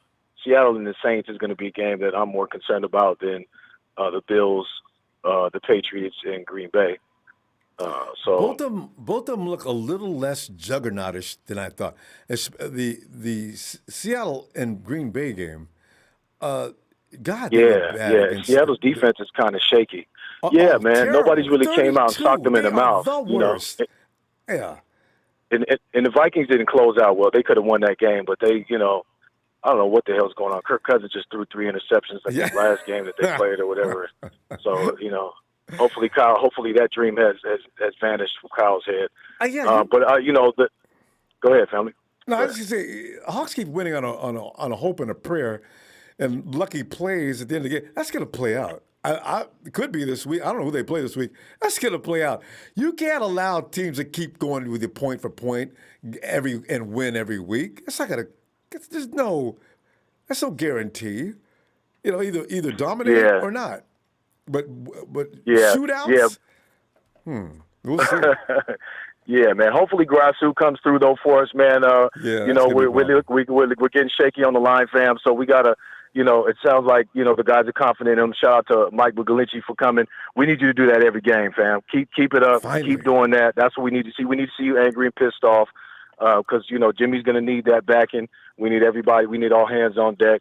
Hopefully Trent can come back, in one piece. We're missing a lot of guys, man. So we still have the potential, and the ball is kind of in our court. We gotta put it down. I'm glad Cyprian's coming in. I see that Joe Walker was activated to the team, and then Jonas Griffith was activated to the practice squad. So we're trying to start bringing some guys in. So we're gonna get it together, though, man. Jason Verrett, last year, I know you brought him up. He's been playing phenomenal ball. And we were talking about that last season. Where the hell is Gilbert Grape, is Waldo, is Jason Barrett, and he's live and well, man, and he's playing like a damn beast right now. So shout out to him for coming through and having a spark and playing even the safety position, helping Jimmy out. You know what I mean? He said something about Jimmy owed him a steak dinner for getting that pick for him. Being late on that play. I seen that replay. I didn't know what he was talking about. Ellis, we got to pull up. Yeah. And Jimmy, better give him that steak dinner too. All right. Yeah, family. Yeah, today, Ronbo is my daughter's birthday today, so I want to see if we could do a little birthday shout out for my oldest daughter. Yes, doing that right off the top. Please. All right. Hey, what is her name? Thank you. Yeah, she just turned 18. It's my daughter Jayla, man. It's my oldest daughter. So you said Jayla? Jayla, yeah. Jayla. Wait. Let me get a sip of my birthday juice. I appreciate it, family. Yes, sir. Happy Niners birthday to Jayla. Happy Niners birthday to Ellis's little girl, Jayla. Happy Niners.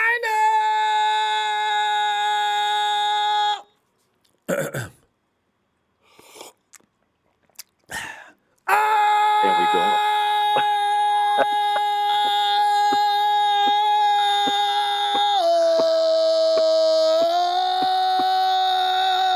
Birthday, Jayla. Thank you, family. Thank you. I appreciate that. Fun. She'll be laughing at me all the time when I be on the shows and stuff. And she'll be hearing you yelling and shit. I'm like, man, this is when you're a diehard, baby. So you'll understand one day.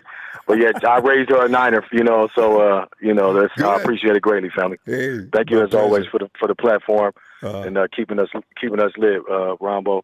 Shout out to the Niner faithful, man. Everybody in the chat, that's Niner fans and all of that talking in them calls with the inappropriate stuff, man. Y'all gotta kill that shit, man, please.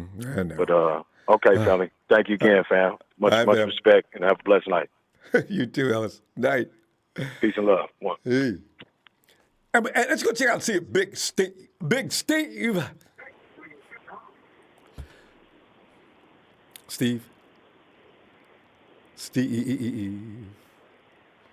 Steve. 425 Washington. Hello. Hello. And what is your name? I am Marvelous Marvin. Marvelous. I've seen your name on the donations. Thanks, Marvelous. Oh, good to meet you. Marvelous. And you're in Washington running around and those people, and you're surrounded by those people, those nasty looking purple and green uniforms. Yep. Oh, God. Well, don't worry. If they're giving you a hard time now, that'll end soon. But Marvelous, what's on your mind tonight? We're talking about the 49er injuries, of which we have too many, and guys coming back.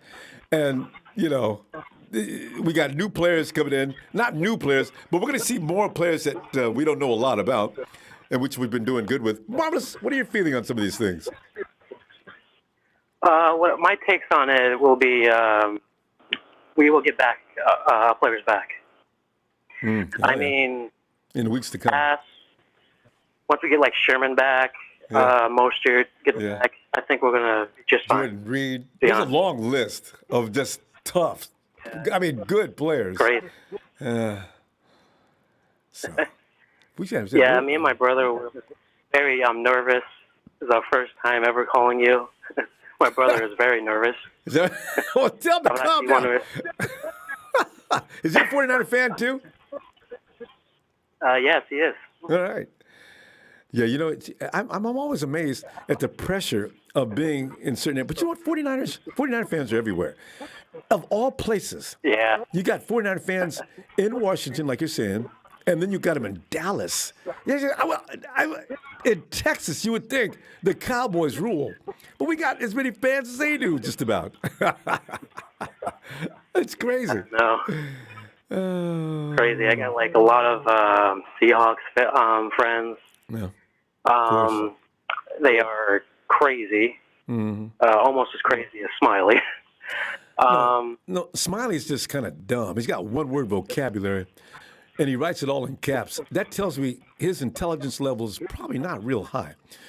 But, you're in Washington, so it doesn't go for the entire state of Washington. So, it's so cool. Oh, God. And Wing Chunks, Idaho, Go ahead, I'm sorry. Would you like to say hi to my brother? Yeah, I was going to ask you, what is his name? Samuel. Samuel. Hey, Samuel. Hey, Ronbo. Samuel, you sound younger than your brother. Marvelous. How old are you? 15. All right. He's already a man. What am I talking about? Hey, listen, I tell you what. You guys get ready for that Seahawks game. You guys are going to have some bragging rights after that game. The fake Seahawk frontrunners are about to come down soon. Yeah. It's going to be crazy. You guys got any feelings about this game coming up? We have to deal with a Patriots team that has lost. I didn't even know they lost. They've lost 2 games already. You know how hard? Yeah, my dad, also a Niners fan. My dad, he was shocked. Heard the Broncos lost to the Patriots lost to the Broncos. I know. Everybody. Yeah. does. My take on that game, I think that we can actually pull a win off of that one right there. Yeah. Yeah. Because after you get through beating a team too much, pretty soon they stop believing in the program. If Belichick loses that team, which is very possible, because Cam Newton right now, it's not working. He's not generating a lot of offense like I thought he would, but the Broncos contained him kind of easily, and they didn't score that many points, and they still won that game. Yeah, I know. And Cam. Everyone was very hyped with Cam. It was crazy. I remember. But then I guess Cam did what he usually does, and the hype's all gone. And threw an INT, I think. You know what's really funny though? The Broncos. Who's that quarterback? He made enough mistakes for them to get back in. I don't know if the Patriots are capable of scoring any more points than they did. And you got Jimmy G coming back to Listen, Marvelous. Do you know how excited Jimmy must be to go to New England? And people, you know what the fans are doing in Boston already? They're saying, so we get rid of Jimmy G. Now look, we don't have a quarterback. You got Cam. They're still complaining, though. They're still wondering why Belichick gave Garoppolo to San Francisco. I can't wait to see what happens this weekend. I can't wait to see him win, to be honest. That's gonna show Bill Belichick that he made a big mistake. Yeah, that's. We'll man. Anyway. Yeah. Well, Marvelous, great meeting you and Samuel. And don't be a stranger. Get on back in here Friday. We're going to give scores out then. All right? Thank you. All right, guys. Have a good night. You too. Thanks. Marvelous Marvin and Samuel. And here comes Hayden. Hayden. Hey, Ronbo. Hey, Hayden. Well, Hayden, we're in there making jokes. We're in there making jokes like we have a right to. We're talking about the Patriots, who seem to be having issues. But last time we laughed at a team, you remember what happened to us? I thought the Miami Dolphins were hilarious. I thought the Eagles, ha, ha, ha. And what happened? See, I'm not laughing this week. I'm actually respectful. That's Bill Belichick. What is your feeling? Well, here's the thing. To answer how dumb Bill Belichick did there for trading Jimmy, he wanted to trade Tom to us. I know. That's what they say. You know, but he won't confirm Robert that. Kraft said, no, that's my baby, Robert Kraft. Hey, you know what, though? Belichick never admitted to that. He never said a word about that. I don't think he ever answered the question, actually. But how does it? You can't make that kind of stuff up. That was a whole story with that. I can't believe it's all wrong. And why does Tom hate Belichick right now? It has to be true. I know. Wow. Okay, so Ronbo. Hmm. Okay, this is what I imagine. Niners, they're winning 25-20. Cam, he has a minute to score. They're on the goal line. It's fourth down, and then he runs, and then he dives 5 yards short of the goal line. Niners win the game. And it's Dre Greenlaw again, right? Dre Greenlaw tackled him for a loss of 5 yards. Niners win 25-20. Just because you predicted that, if it happens, I'm gonna go unconscious laughing. Hayden said he was gonna do that. Oh my God! Hayden put the jinx on Cam. Always chokes. Newton chokes all the time, and then he's so emotional after the press. He'll be like, his head Isn't down, that like, great? oh. I want to see him in the media conference after. That's the press conference is the best thing about Cam Newton. He has that look on his face, and then every question that they ask him, he just doesn't want to answer. You know what though? This is not the Panthers, so he might have. No, he's going to be Cam Newton no matter what. He's not going to want to do that. Yeah, look at the Seahawks game. He had that game in his hands. Yeah, I know. He blew it again. Did he try to run the ball in and they stop him? I forgot the ending of that game. The right side was all open, like he could walk in. Yeah. But he looked to the right and then he looked to the left and he took the left. And it was like already flopping. Concussions. Maybe he's had too many concussions. Gosh, Cam. He's my favorite guy in the media conferences, though. But hey. But here's the thing. They're going to be, yeah, we got Kittle. Yeah, but don't you realize we have Devo and Brandon and freaking Trent Taylor when they throw the ball to him, he catches it 99% of the time. It is going to be interesting to see what Kyle does. Kyle does very well against Belichick anyway. That's why Belichick has so much. Yeah, now we have a defense, so there's not going to be They're not as good as they could be, but they're not bad. And the 49ers, we're not like 2017 Niners defense. Yeah, no, or 2019, but we're not the 2019 defense either. That Miami game was pretty telling, but we did have Brian Allen. He's not out there now. Yeah, we only lost. I mean, I'm not going to say we only lost because of Brian Allen, but the first play, what did Jason Verrett do last year against the Steelers? He got burnt. They took him out right away. Brian Allen, they let him score like 4 touchdowns on him. And then they take him out. Yeah. A 15-yard penalty. Remember that horse collar tackle? That didn't do any good. So you're right. And you can't go down 14 points in the first quarter because it ruins your game plan. So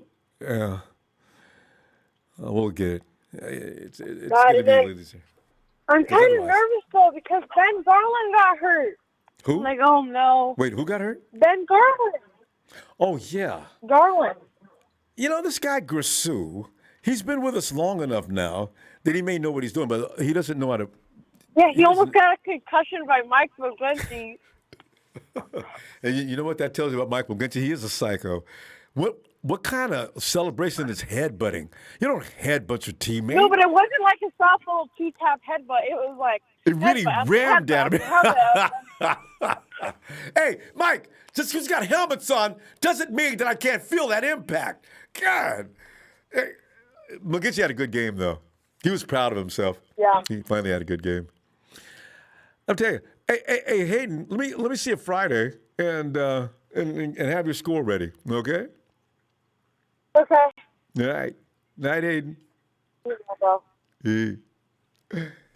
And let's see if Niner Mike is available now. Niner Mike, forget about it. Hey, there he is. How the hell are you, Ronbo? Awesome. Legendary. Hey, Mike, somebody was playing the piano when we called earlier. Your mic was open. Oh, no. Listen, that wasn't a person. That wasn't that, all right? That was my phone left in my wonderfully soundproofed Cubano room. All right, that's what that was. So I stepped away for a minute. I was attending to some rolling issues and just caught my classical music. That's some it's some grown man shit, Ronbo. It's grown man shit. I believe it. Only you understand it. I'm sure maybe a few others out there, they know what I'm talking about in the faithful, And anyway, so that's where I'm at with that. How the hell are you, Ronbo? How you doing? Mike, how's the week going?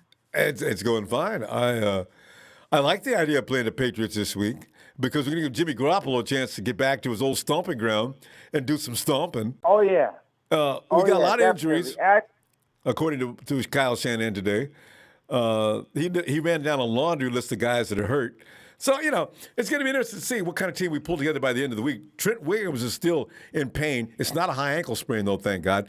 And but he still hurts. He can't even put his foot down, so it doesn't matter if it's a high ankle sprain. I don't think he's going, Ronbo. But look, we knew all that. We talked about it on Monday. We knew it was a bloodbath when it came to the injuries, and that's listen. Whether we make it back to the chip or not, that's going to be the storyline of this season. All right, that's true. Faithful, every real football fan knows that this is starting from Jump Street. All right. And honestly, we got to do something about a couple of players too. That it's a little bit more often, like our boy D Ford there. That's been some of the toughest $85 million I think New York has ever freaking spent, Ron. And Mike, he says he's not going to come back until after the bye week, so he got paid. Yeah, well, him for over half a season. Him and Sherman, and Sherman, and I got to tell you another thing too. The Sherman thing really bothers me, Rombo, and I believe. After what happened, last year and then this year too, again, they call it a calf injury, and that's because they're trying to be nice about it. But we all know what it is. It's the Achilles. It's the Achilles area. It's the same deal. And truth is, he came back, and that's good. Will he ever be back to what he was? I don't think so. And I think that the longer that this injury is going on, I think it makes it more clear that this will probably be his final year with us in the secondary there. But I'm gonna tell you this: Bill Belichick is a straight shooting guy, Rombo, right? And I gotta say, for me, if I'm gonna attack my team, all right, and I'm gonna say the biggest weakness of what our team is. I think he's going to run the shit out of Cam. I think he's going to run. I think we're going to see a lot of the read option. We're going to see a lot of the RPOs. Because he knows where we struggle with that. And I think he's going to exactly. And I think he's going to run big time with Cam. Now, how we prepare for that, how we deal with that, that's going to be one thing. I got to say, though, I think the biggest weakness for the Patriots is going to be their defense, though, Rombo. Between the guys that they got hurt, the guys that opted out of the season to begin with because of the COVID, the guys that are not there now and this and that, the guys that have had COVID during the season, their defense. They could try to stop, game plan and stop Kittle. It sounds good. I'm sure the Rams wanted to stop Kittle too, and how'd that work out? You know what I mean? So everybody does when you think about it. That's a good point, Mike. Every team sets out to stop Kittle. Come to think of it, exactly. You're gonna try to do what you're gonna do. Bill Belichick, he's just more upfront about it, and he says, "Hey, look, we're gonna try to take away your best player." But like you said, Shanny's actually got a pretty good record against Belichick, and it has been mostly the defense, which unfortunately for us, the defense is our most vulnerable point this season. So, it could be one of those things. We'll just have to wait and see. But I think if we could stop Cam Newton from running on us, and doing like what Carson Wentz did, out there friggin' juking people and stuff. Yeah. If we could stop Cam from running, I think we got a pretty good shot at winning the game. I really believe that. I think we could do enough to stop their offense. They really don't got nobody over there that scares anybody. And on defense, hey, you want to double team Kittle? Go for it. I just keep running, reverses and tosses to Debo and Ayuk until they threw up. Yeah. You know what I mean? Yeah. That's just it. And that's another thing too. I don't know. I'm going to say this one last thing. I'll let you go, Ronbo, because I know I could take up time quick here.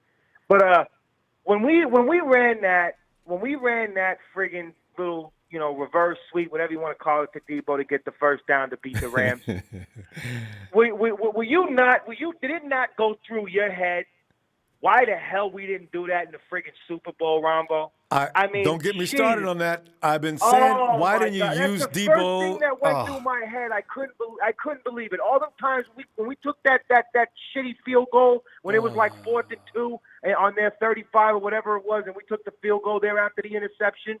I mean, that was one of those times, and that was for the Super Bowl, and it's like, holy shit, you know. Right. And so I really hope he learned from that, because whether we go back, whatever we do this year, that's what I want to see. Yeah, friggin' game is on the line. Grab your friggin' balls. Put the ball in your best player's hand and let him like do his thing. Earlier. Just get him the play exactly. Just get him the friggin' ball and let him do his work. That's it. Point blank. Period.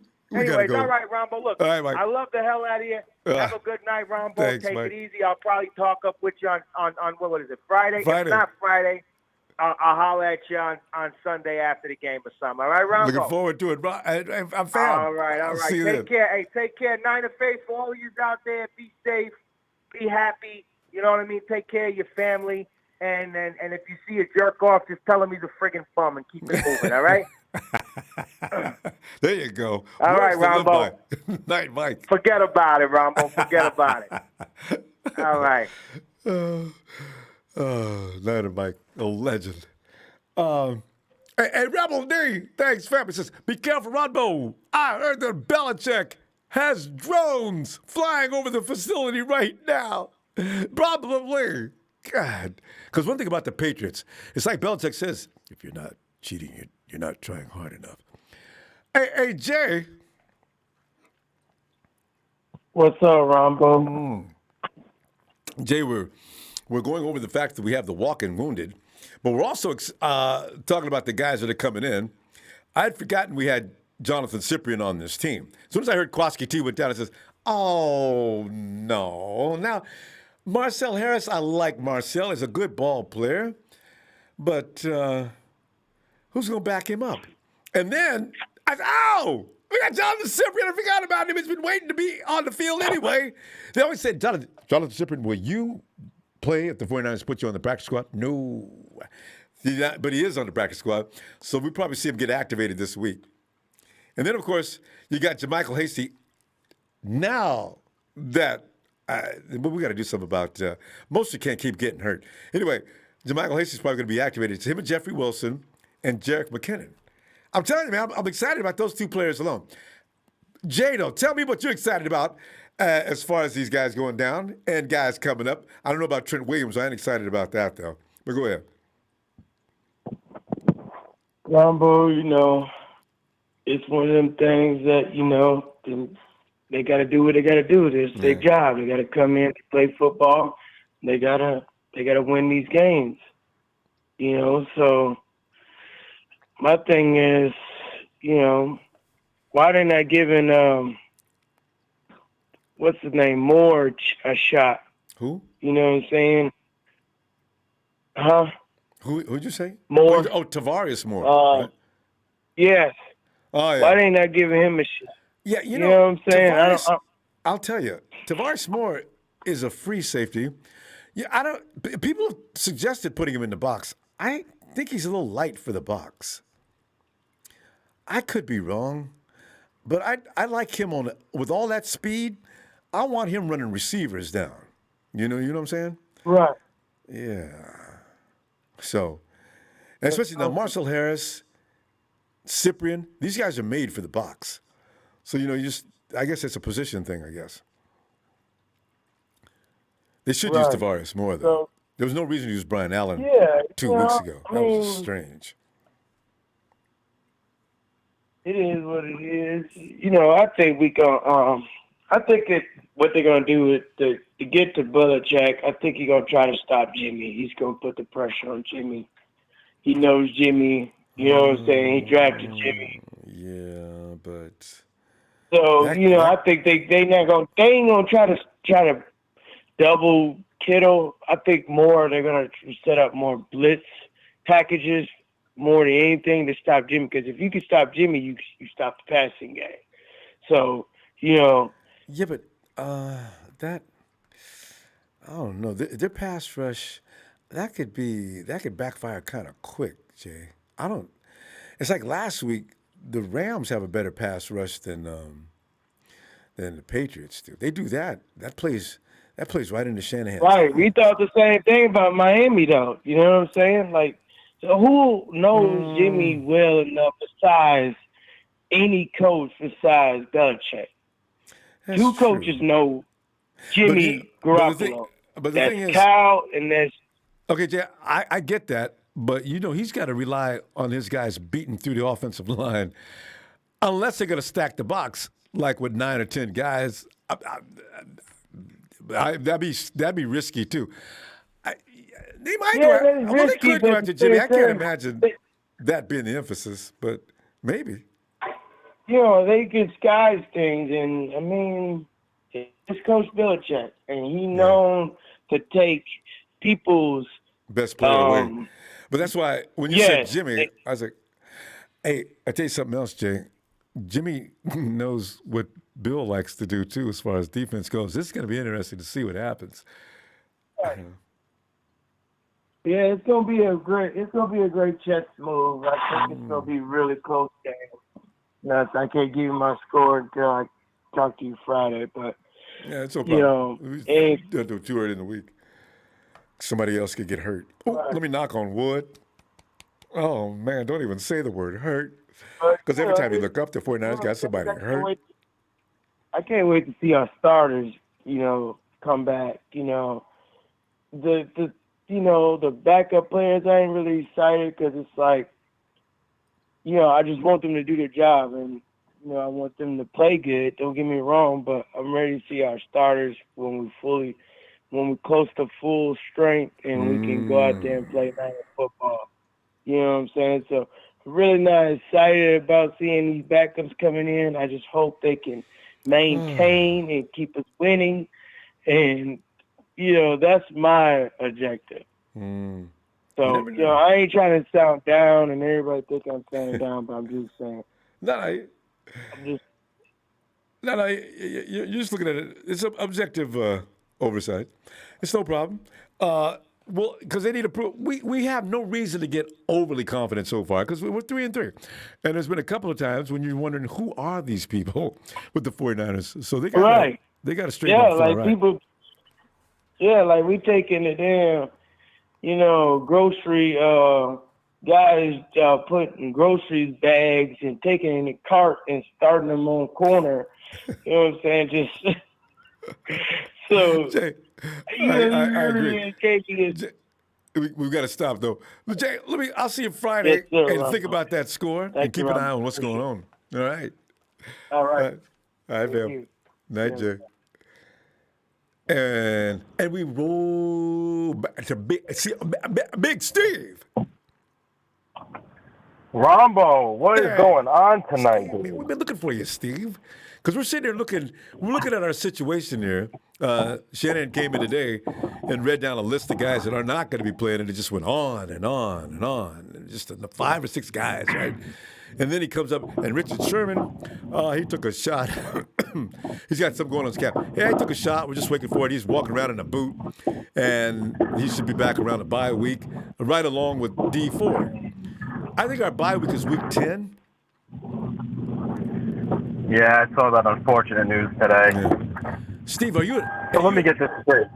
Yeah. Sherman injures his ankle in week 1. Steve, you got calf. It's a calf, right?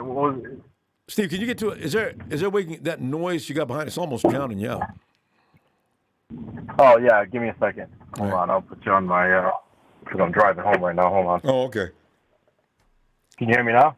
Oh yeah, clearly. I could hear you. I was hearing the other noise. Now the other noise is gone. Okay, go ahead. What were you going to say? All right. No, I was going to say. So Sherman injures his calf. I think that's what it was, right? Week 1. Yeah. 5 weeks and he won't be back till after the bye week, which is week 12, I believe, right? Somebody mentioned, do you think it's Achilles? Because even still, Ronbo, it takes 12 weeks for your calf to get back to normal. I mean, we're not talking about like an ACL or something serious. That's why I'm worried. That's why somebody mentioned it's probably just Achilles. But then again, I said, but if it's just Achilles, he's out for the season. That doesn't make any sense. What kind of calf strain is that? That's what I'm saying, and they would have known that by now, wouldn't they? Yeah. That if it was an Achilles situation, giving him Right. shots and everything. You know what? He's a bum. Let him sit out. If that's how he wants to be, let him sit out. We got now that Emilio, but Emmanuel Sanders is looking good, and Jace Verrett's playing back to his all-pro form. The plays he made this past weekend, that was awesome. He came over and took Jimmy Ward's job and his. Look at this dude. Oh yeah. I saw something on Facebook today because I got like one of those 49er pages on my Facebook, and it said something about Jason Verrett allowing the fewest passing yards. Yeah, PFF. I think he was number one. Is that? Yeah, is it? He's number one. I think I was gonna say, man, if that's true, I didn't read the whole article. Sherman can sit out all he wants, man. We got Barrett lighting it up out there. We got Mosley lighting it up. We're good. Because, as long as these guys stay healthy. And Steve, does Sherm make that play at the end of the game there, where Barrett just robbed him after I don't know where Jimmy Ward was, but he was out of position to make a play. Ward said he got leveraged on that play and he was out of it, but Barrett, that guy recognizes things so quickly. He came over there and just robbed him. Look at that. Barrett comes out of nowhere like a superhero. He didn't even mean to. He was shining on Ward right there. God. Yeah, I remember that. Yeah, he was saying something about that in one of the press conferences. He's like, yeah, man, I just saw it and I went for it. Yeah, man, that's what we need. I know. Give me two Jason Verretts. But Emmanuel Mosley, Baldy did a film breakdown yesterday. He says, watch Mosley on this play. I said, look at Mosley. Mosley's doing awfully good for a second-year player. Second active. He's been with for 3 seasons, but this is his second year of so much duty, right? Mosley might be special, Steve. I got to tell you. He made some boneheaded mistakes, but he's early in his career. Otherwise, most of the time, he's really right on it. Could they be the future? Well, he really started picking his game up last season. Yeah. And you could see that last year. He was playing hard and he was covering right. And so, he made a few mistakes here and there, but overall, you saw that defense last week, man. They were all over those guys, man. They're not letting them get an inch on them, and that defense was tight, ball hawking. They were all over that. So that's the kind of defense that we need this week against the Patriots, because Belichick ain't going to be pulling any punches. And the Rams offense, those wide receivers, those guys, Robert Woods and what's that other guy's name? Those guys are not chumps. Cooper Kupp got away once, but that wasn't on Mosley or Verrett. So I'm impressed. I was more excited about the defense last week than the offense did some awesome things, no doubt. But the defense was just, you could see that they were back on point. And even still, we still got all these guys that are out and are coming back eventually. But even with all the injuries and everything, this team, they have this winning attitude, man. Even though sometimes the chips are down, they're not going to stay down.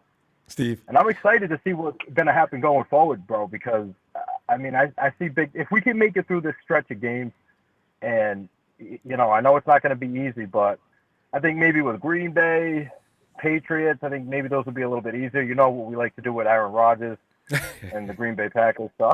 Green Bay's playing good football right now, though. They won't be as easy as last year because we don't have that same frontline pass rush, and Aaron Rodgers hates a pass rush. But if we can stop him on the back end, we may still drop Rodgers. We'll see. I'm not too worried about the Patriots, but I'll be honest, man. It is Bill Belichick out there. He did have a bad game. We all have that kind of respect. Yeah, he's. Yeah, and he's going to be scheming something special this week. You see the props that he gave George Kittle, though? I know. It worries me. He's going to do everything he can to take George Kittle away from the 49ers, but I don't think that's feasible because you could end up getting yourself in a lot of trouble doing that with the 49ers right now. But we'll see. Go ahead. Let him try it, Ronbo, because they take George Kittle out of the game and they focus so much on him. That leaves – it's not like we're one-dimensional George Kittle only. We have all this talent on the offense, so that's just going to open up doors in other respects. So, and Steve, that but I know the fact that Cam Newton is Shanahan's definitely planning for it. Yeah, but Shanahan's definitely planning for it. He is.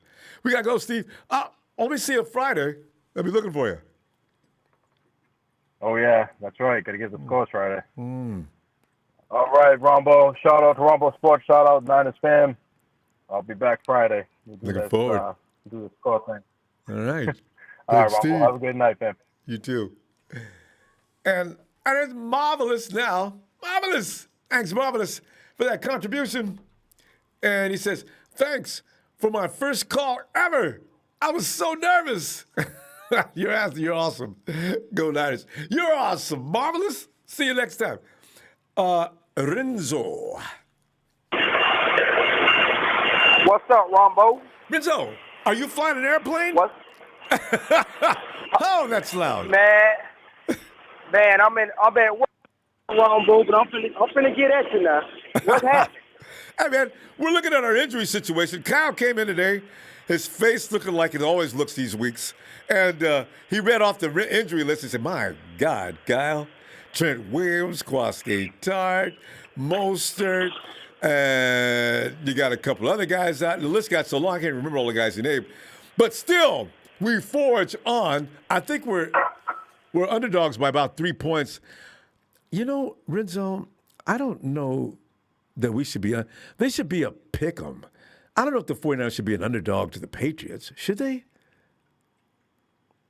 Man, it's just Bill Belichick. That's all it is. It's Belichick. Belichick's worth 3 points, huh? Yeah. Yeah, okay. But Ronbo, you said a key word statement when a caller came in. We got Garoppolo. That's our other defensive coordinator now. You know, see. He's the inside man. Listen, you know he should be in that defense. They're like, listen, watch out for this, and this. You know? And when he's behind center, he's gonna also know what they're doing too, because like Shannon said, he's got several fronts that he can manipulate. But normally, you know what's coming. Exactly. And I'm looking for Garoppolo to have a big game. And even if they try to take Kittle away, I need KB to start dropping balls. Yes, please. I agree. No KB argument, can really no have a big defense. KB don't missing them crucial third downs. He makes 2 out of 3, but that third one was so important. Kyle Kendrick. Yes. KB can have a big game if he don't drop these balls. Because Kittle, hey, this could be one of them games you could be a distraction, you know what I'm saying, a decoy. And Kittle's the type of player, you know what, he can live with that. He know he's not going to get off every game. And he doesn't care. Everybody else step up, man. Yeah. George would rather do that and win anyway. Who you telling? And like I told you last time too, Rumble, what are we going to do with Sherman with these secondary playing like they playing? You know what I'm thinking about doing? I'm going to go check out and see if Eric Davis is available for Friday. Because Eric Davis said, ain't no cornerback controversy. The only controversy is who's the number one between Jason Verrett and Richard Sherman. I said, that's a good question. Yeah, but see, if Emmanuel Mosley can play up to a potential, you know what I'm saying, even close to them, and you got Williams, you know what I'm saying, his spot, we already know his spot. Yeah. I'm like, Sherman, you keep getting hurt, man. You could be the odd man out. And if fast guys are an issue, we got guys that can cover them fast guys. Exactly. Renzo, and the way these boys playing, they really don't need no safety over the top because these boys got speed. I know, because we seen Jason Verrett come in and do Jimmy's job for him in the end of that game. I said, whoa. Who you telling? I say I like Sherman, but me, I keep it a buck. You know, I'm like, man, listen, the writing on the wall, Sherman, you keep getting hurt, boy, hey, we going to have to holler. And, and that D4 situation, hey, man, we already know what time it is with him. We already know, but the 49ers don't want to say it. They want to hold their cards, but we know, man, listen, we probably going to move on with, because we're paying that man too much money to be a sideline coach. What do you do, though, Renzo? You can't, if you call another GM in the NFL and come talking about D Ford, he'll hang his phone up on you. So, and we made a contract so we can get out of it now. So I don't know whether to leave dead money or what. This is time's come. My thing is, sweeten the deal up and get rid of him. Like, listen, I'm going to eat the rest of this, but you got to get rid of him because you still paying it. See? So I need another player to come in there and take his job. that can give me some work. You know, I'm trying to understand, do you go in the draft this year? Are we going to get a defensive lineman in the first round again? Yeah. Well, I don't know, because I was looking on my news feed. They talk about we getting Alden Smith again. I'm like, man, listen, man, y'all need to start with these reporting stuff now. And Cowboys, don't be playing with my emotions. I'd love to have him, though. But Alden Smith is more of he's a 3-4. He's not a 4-3 guy. He might work out all right in the 4-3. I don't know. But for the right amount of money, man, you'll be a 3-4 or 4-3. I tell you what, Jack, how many million you talking about? And get the job done. If I get hurt, I ain't going to tell nobody. There you go. Woo! Renzo, I got to tell you, though, man, we got to go now. But it's going to be interesting to see what happens in that position next year. I was joking when I asked you if we're going to get a defensive lineman in the first round. But do we need a cornerback now? If I got Jason Verrett, but he is susceptible to injury, and the way Moses is looking right now, Spoon could still be serviceable for one more year. If there's a killer defensive lineman coming off the edge in the first round next year, get him. Deep Ford, get up out of here. Hey, man, D Ford gone, man. He done, like I say, I always say, he done tricked us for a lot of money. Like, hey, man, you got to go. Got to now. All right, hey, Rizzo, we got to go. I'll see you Friday if you get a chance. All right? Hey, man, if I'm off work, I'll be in here. Looking for you. Whether you're at work or not, steal off. All right? All right, brother. Yep, be safe. Night, Rizzo. Oh, man. Hey, Tony. Tony. Talking to me, Ronbo. Wait, is it Tony?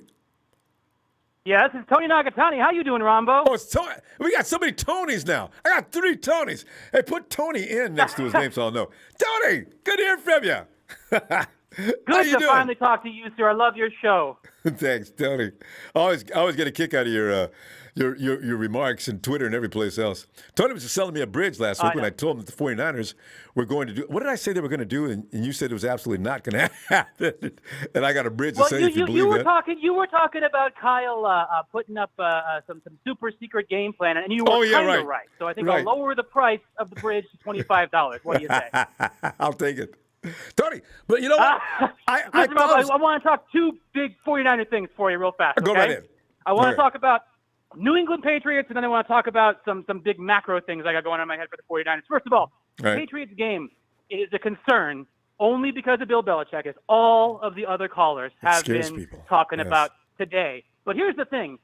What Bill Belichick does is take away your best player, yes, but what Kyle Shanahan does is employ positional versatility. Mm-hmm. And then he deploys all those players that can do kind of the same thing. So really, you take away one player, he's going to come at you with a different one. Mm-hmm. And we got Debo, we got Kittle, we got Ayuk. We still don't know to what extent Ayuk can go off in a game. We saw that great hurdle. That was one play. Mm-hmm. I want to see him get more involved for sure. And then we got Hasty, who is going to be really, really interesting to watch this weekend. So I think it's going to be a good game. It's going to be a fun game for football fans to watch from an X's and O's perspective. But I think we're going to go on the road to Foxborough. We're going to beat them. And I really, really feel good about that. I like that. But I'll tell you something else, though. I just want to give John Lynch a really, really huge shout-out. The reason why, going into this season, we built this entire team around that defensive line. But the 2 stud edge rushers went down before the end of the second week. What are the odds? And now we are dealing with a lot of injury issues, no doubt about that. But look down the line, and all of a sudden we have such amazing depth in coverage. Now, the big football debate, what's more important, coverage or pass rush, coverage or pass rush? Somehow, John Lynch has managed to put together a team that morphed from a pass rush team into a coverage team in less than 1 season. And now all of a sudden we have 3 legitimate starting cornerbacks that will eventually all be on the field, I think, at the same time, in Sherman, Barrett, and Mosley. And then we got some good safeties, too. We can do some really, really creative, innovative stuff. And, give us that 6 or 7 seed, man, and I think we can do it. I like the way you line that up. I'm telling you, you that was clear as could be, made all kinds of sense, Tony. Tell you, and you're right. But I do worry about a pass rush. I don't want against your mobile quarterbacks that are effective like Russell Wilson, Kyler Murray. You still can't. You've got to get to them. You can't give them a lot of time to run around and find people because at some point the offense wins. The receiver will finally break loose. But you know where these guys look, though? Last week was very interesting. Robert Woods, what's the other guy on the other side? Both of those guys are premier wide receivers, and we stopped them. Yeah. Yep. Yeah. That was impressive. It was really, really impressive. And I'll tell you something, we talked about getting Jamal Adams in the offseason, which would have been amazing. But, I really think the way to take away the mobile quarterback is to spy him with a defensive back. And honestly, looking at like Sherman when he comes back, or looking at one of the more, Mac Harris might be a real good spy who can chase down. He can chase down Lamar Jackson. I think he can chase down certainly who the Patriots got this week. But I guess that will remain to be seen. Or how about Tavares Moore? You know what? We haven't seen enough about him.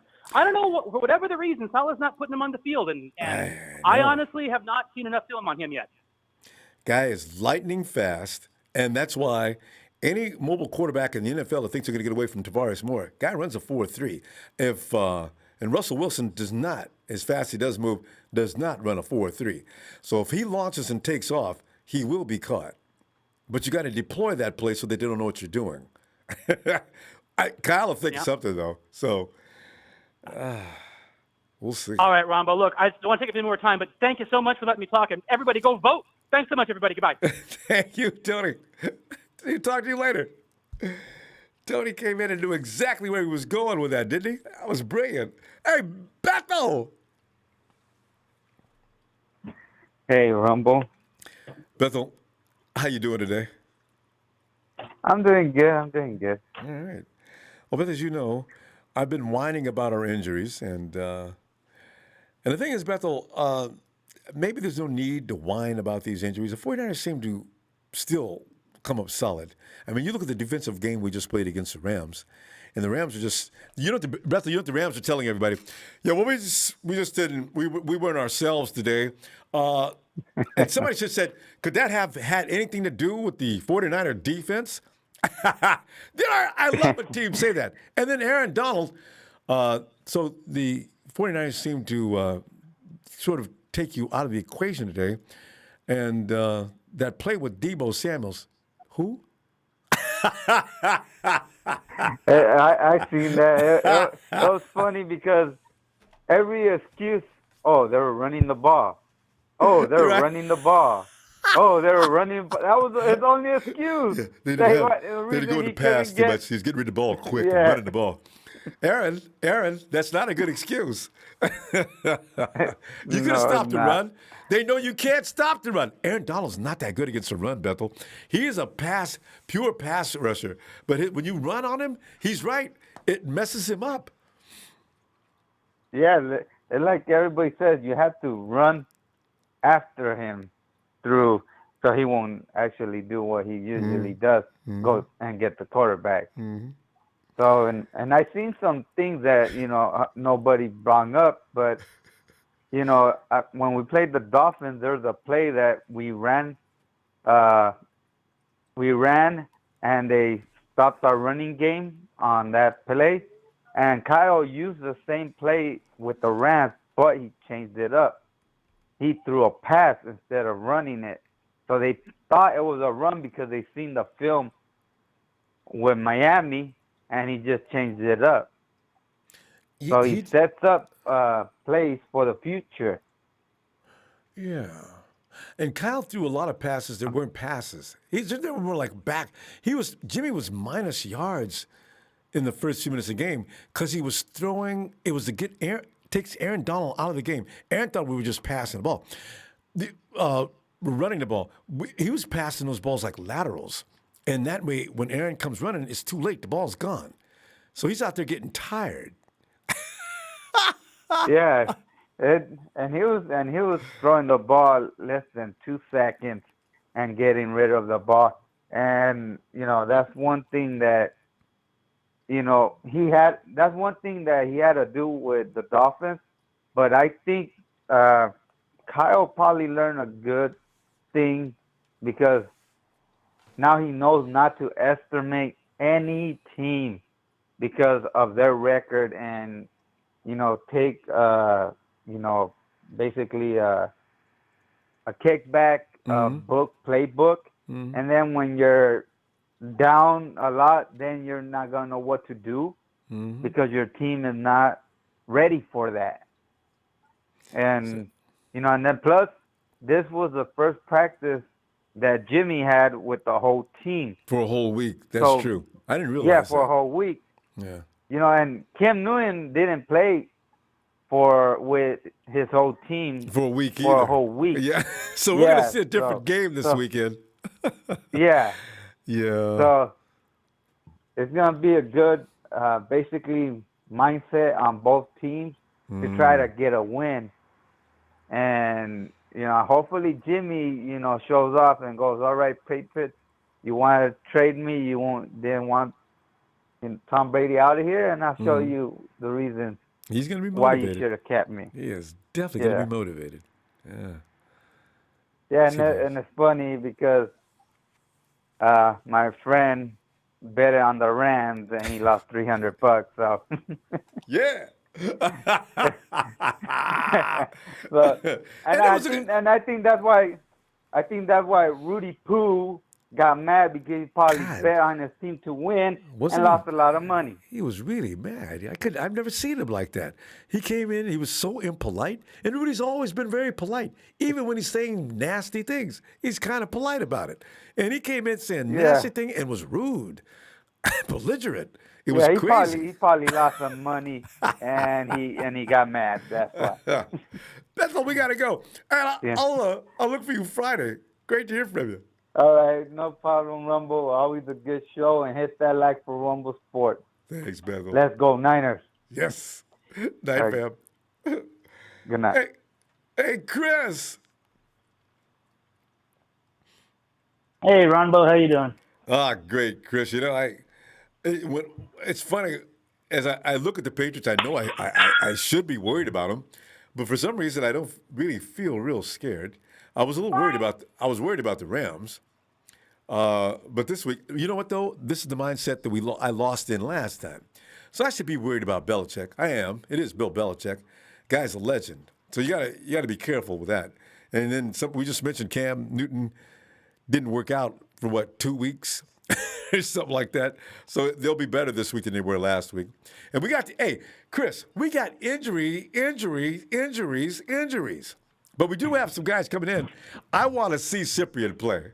I definitely want to see JaMychal Hasty play more. So, there are some good and bad things here. Where's your mind on this? Yeah, injuries. That's just kind of the story of our year this year. Yeah. I mean, I'm kind of numb to it at this point, just kind of expect it. And all things considered, I think they've, for the most part, excepting Brian Allen, been doing a pretty good job with filling the holes and everything. True. I would like to see Cyprian in the game, to see what he can do. And, I think he at least has the potential maybe, to have a spot on the 53-man, and we should see if he's good enough or not. I'm really not sure if Belichick is the one to test him against, but they don't really have the best receivers, and Cam Newton's throwing ability is somewhat suspect. Isn't it true? So it might actually be a good time to test him. I'm sorry. Go ahead, Ronbo. No, I'm saying Cam Newton's definitely challenged when it comes to hitting receivers with accuracy. Yeah. But I think the big thing this week is it's going to be a test for Saleh, and if he's figured out a way to stop mobile quarterbacks, because Cam is still pretty mobile. He's no Kyler Murray or Russell Wilson, but he's still more mobile than most quarterbacks, and he can definitely run for some yards if we leave those big gaps and big lanes like we did against Murray. But Chris, you heard last week. Last week, he's got a name for that whatever strategy he has lined up for that. There's a name for that group. I don't know who they are. He just said it did stop. And Jared Goff is not a test, but Goff, he stopped trying to roll out of the pocket, I noticed. Yeah. He didn't do nearly as well with that as he did that last time that we played him last year. So that's at least some reason for positivity. But I think that this week will be a decent test of it, and then the following week against the Seahawks will be like the final exam for it. Yeah.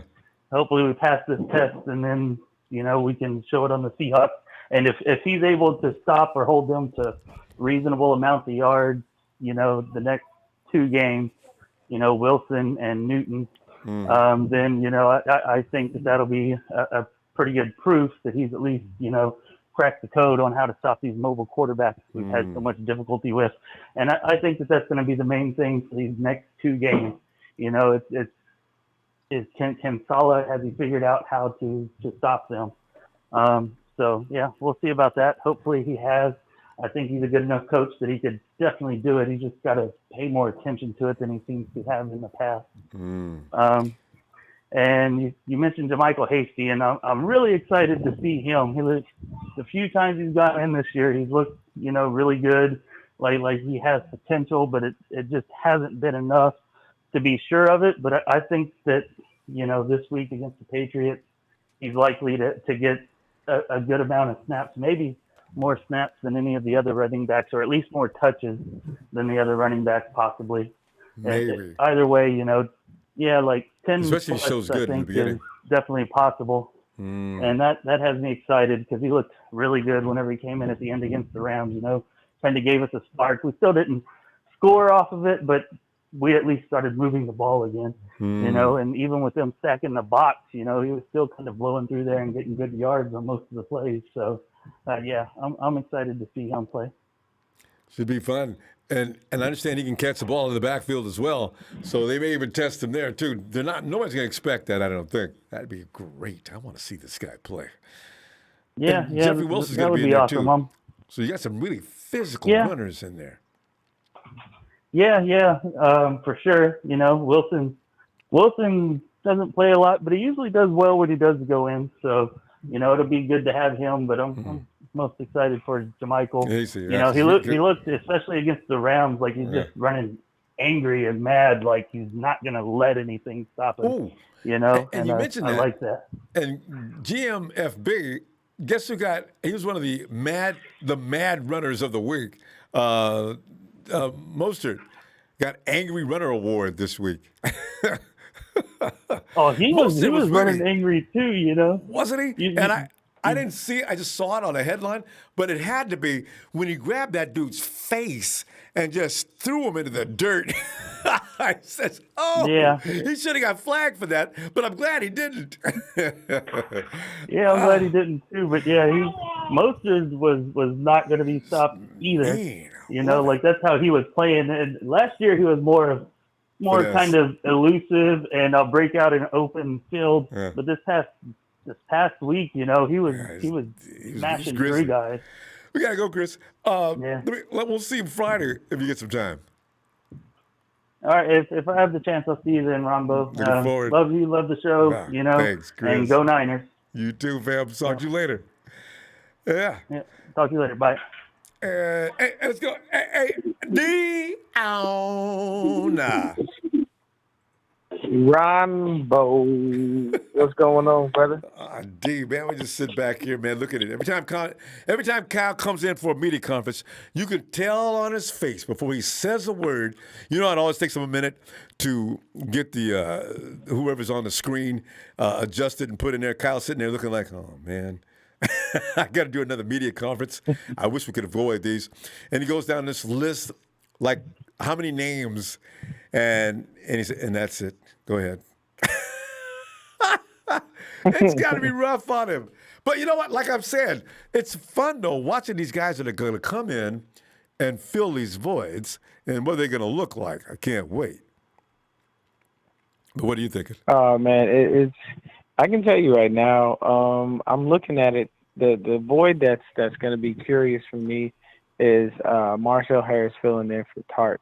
I know a lot of people are saying put in Tarvarius Moore, but Moore backs up Jimmy Ward. Yeah, he doesn't back up. He's an FS. Tartt. So for me, I'm thinking up? that's the thing. They haven't brought him up yet. And even Kyle in his press conference today said that he feels like Marcel has done more than enough to earn, being able to have that starting spot. And the one thing I can say is he's good. Marcel's good in the run game, but he's not very good at coverage. So that's where Cyprien has the edge on him. And I think that honestly, even though we like Marcel Harris, even though he knows the system, I think that we could take Jonathan Cyprien, insert him in, and it would probably be a little bit easier. At least until Tartt. Yeah, at least till Tartt comes back, because you got to think about it. Look at the injuries that we have. There are guys that are out for the year. There are guys that are not coming back till at least week 10 to 12. Okay, our bye week is in week 11. So by week 12, we should be back at full strength. There shouldn't be anyone else hurt, minus any possible setbacks or anybody that's already out for the year. Yeah. So to me, I'm going to tell you right now, there's people that have sealed their fate with our team. Number one, Solomon Thomas. He got that ACL injury. We didn't pick up his fifth-year option. Solomon Thomas is gone next year. So sad. He's out of here. It's unfortunate. Hope the guy finds a home. Hope he finds somewhere where he can be productive and he can do great things, because he is a good human being. But other than that, he's gone. Richard Sherman, his fate is sealed with this team now. Jason Verrett is playing too well. You really think we about to bring Richard Sherman back and put him in and start him over Verrett, and or put Mosley on the bench because we want to put Sherman Verrett on the field? It doesn't make sense. Jamar's a good enough backup, at least because K1 is eyeing a return by the Seahawks game as far as that goes. So that tells you that K1's a little ahead of schedule. And then the next thing is we just have too many guys. D Ford, I know a lot of people are like, well, just trade him. You can't trade an untradeable commodity. Like it's like playing the stock market. If you have one of the worst stocks in the world, you have a hell of a time selling it. You can sell, but you're going to sell low because there's no value in it. There's two people. Go ahead, Ronbo. No, you're going to take a bath on it because, you're going to have to dump that stock. Best thing you do is sit on it and hope you get a gain somewhere. Otherwise, you're going to lose. But you can't sit on D Ford. People, he's taking up. Yeah, exactly. He's wasting cap space. I can tell you right now, if they're smart, they'll cut D Ford and just go ahead and take whatever cap hit they got to take. And if you cut him ahead of time, it'll make sense. You cannot rely on a player who's been injury prone throughout his career and only seemed to be fully healthy when he was about to get paid. That's amazing. Is that how that worked out? Sense. It's amazing. You had one full year at health, and randomly now you just magically you can't play again. And then this hurts, that hurts, this. It doesn't make sense. But as for the Patriots, I don't really think that's going to be. I'm not scared of them. I'm not scared of the Patriots. The only thing that bothers me. Go ahead. What were you saying, Ronbo? No, they don't look intimidating or anything. And but Belichick, the name rings through your head, and you know he's over there, and that's what concerns me. The issue that concerns me is that Belichick knows Jimmy's weakness. Yeah. He knows what he does and does not do well. He had him for way too long. He was the one who trained him up and helped study. So for me, what I'm thinking is that's going to be the only thing we really have to worry about outside of, possibly him trying to scheme up a defense, sort of similar to what the Dolphins did. Because you don't think he's on the phone, even though Brian Flores is in his division. You don't think he's on the phone with Brian Flores going, what was your DC's idea to stop this? Okay, you did this, you did that. Okay, I'm watching your game. Okay, you put this guy here. He's going to try to draw up something similar to what they did. And, yes, I do agree with one of the other callers. They most likely will have Cam running a lot because they know we got an issue with running quarterback. But if we can contain him, we should be all right because he ain't got nobody to throw to. Julian Edelman's ancient. N'Keal Harry can't catch a ball to save his life. Yeah, that's funny, ain't it? I thought N'Keal Harry will tear the league up. He ain't worth it. Like these guys, they don't have a real offense. They have no running backs. Like, their only offense is going to go through Cam, and they really can't do much. You lost to the Broncos. Like, the Broncos of all teams. The Broncos, I don't even think they have a quarterback right now. I don't even know who their quarterback is. Drew It was Lock. supposed to be the kid that was – it was supposed to be Drew Lock, but was it Drew Lock? Did he play? Oh, yeah, he played last week. But okay. We're out of time. I tell you what, I'm going to All play right, Friday, and let's see what happens next.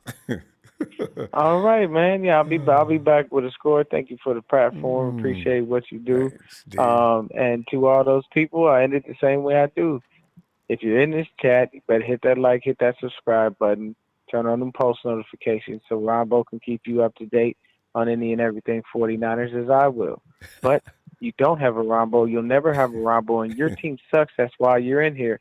And Tammy Estrogen in there, since you're in the chat and you always running your mouth, and I know you're a Seahawks fan, let me remind you, you've been to 3 Super Bowls in your whole existence.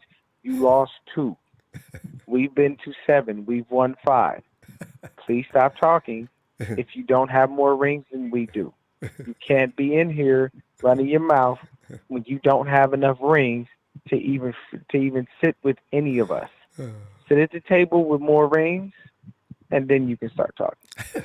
Have a good night, Rumble. You too, D. There he is. He is 9, not N-I-N-E-R, but Niner Gang. Let me get the whole name here. You can get D, because D is always got entertainment going, and I got to get D to give me some more of them great impressions that I used to love. So he hasn't done any in a long time. But let me make sure to give his address, because he's too much in here all the time. I got to make sure to give. That's because I always remember Niner Gang Podcast. That's Niner Gang Podcast, all one word, and you'll get D, his YouTube channel. 503, you're in Oregon. What's up, man?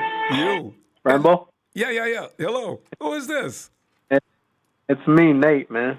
I thought the voice sounded like you. Nate. So, Nate, we're 3-3, and we've got like a book load. I mean, if you go down every line of injuries, but here we go. We're still holding on, though. We're still looking good. Some of the guys that are coming into play are pretty exciting. Thought I'd get some feelings on that tonight. What do you think? I think, what do you think about the trade that we, Jordan Willis from New York Jets? What do you think about that trade? He help us out, the linebacker? Yeah, no feeling about that. I don't know. Somebody on Twitter said he was pretty good. Because I was trying to wonder how we gave up a draft pick for him. I mean, have you seen him play? Yeah, we gave up a 7th round, I think, this year and then next year we gave a 6th rounder. I think this is the 6th round this year, 7th round next year. Yeah, just the opposite. 6th round this year, 7 next year. That seems like a lot for him. He must be pretty good then. See, the thing is, not a lot of people are New York Jets fans, so we don't know anything about that. Right? We'll see how he. We need a linebacker. We need a linebacker. We're injured. There's a lot of decimation. The pass rush wasn't even existent. If it wasn't for the corners versus the Rams, we wouldn't have won that game. Mosley played a great game, you know. As did Barrett. On it. Yeah. Yes, he did. Both of them. Yeah. They played great. Yeah. Very happy with their, you know. Yeah. I didn't call in because I had a good feeling the Rams losing that game against the 49ers. I had a good feeling everybody was being pessimistic. And you know me as a pessimist, because for some reason they're the same old sorry-ass Rams. Hey, there's not been any Rams in the chat here, have there? This is a nice thing about beating teams like the Rams and the Hawks, Cowboys. You get rid of those people like, whew, they disappear. Like when you go into a room, a place that's got roaches, you turn the lights on, they all start to scatter. Same thing. They're the same. Roaches and rats. They scatter. Can't wait to play the Hawks. God, man, Hawks running around, not playing any defense. I want to see that game. But anyway, Nate, yeah, I think we'll be okay. The Rams were better than they're not as good as either we're better than I thought, or the Rams aren't as good as I thought they were. Well, let's hope that Haskins gets the workload on Sunday, because I think he'll do great. What's working for us is keeping Jimmy Garoppolo and the screen passes and all that, all the variety, getting it all to receivers. We know that the offensive line is struggling to block, but we also keep Jimmy back there because he's hurt still. That ankle's not healed correctly. He's not able to wants to be. And so I think that the game plan has to be strategic. It's going to be a close game. I'm going to guarantee that it's going to be a really close game. The thing is that I think the 49ers it's going to be a hard win, man. They're going to have to grind it out in the trenches. That's how they beat the Rams. We're going to start to grind it out in the trenches. That's how we're going to win games. We're going to win games by just like in the trenches. Outlasting them, huh? Hey, Nate, I got to tell you, though, the Patriots, I just realized I was watching that game the other day to check out, see what they can do. They have a huge offensive line problem as well. They've lost a lot of guys. They are worse than the 49ers as far as that goes. This game may be tough, but if the 49ers play like they did this past week, maybe not. I don't think so. I think Jimmy's going to be on it, man. I think that the problem is we don't have that number one receiver. We need to really hunt for that.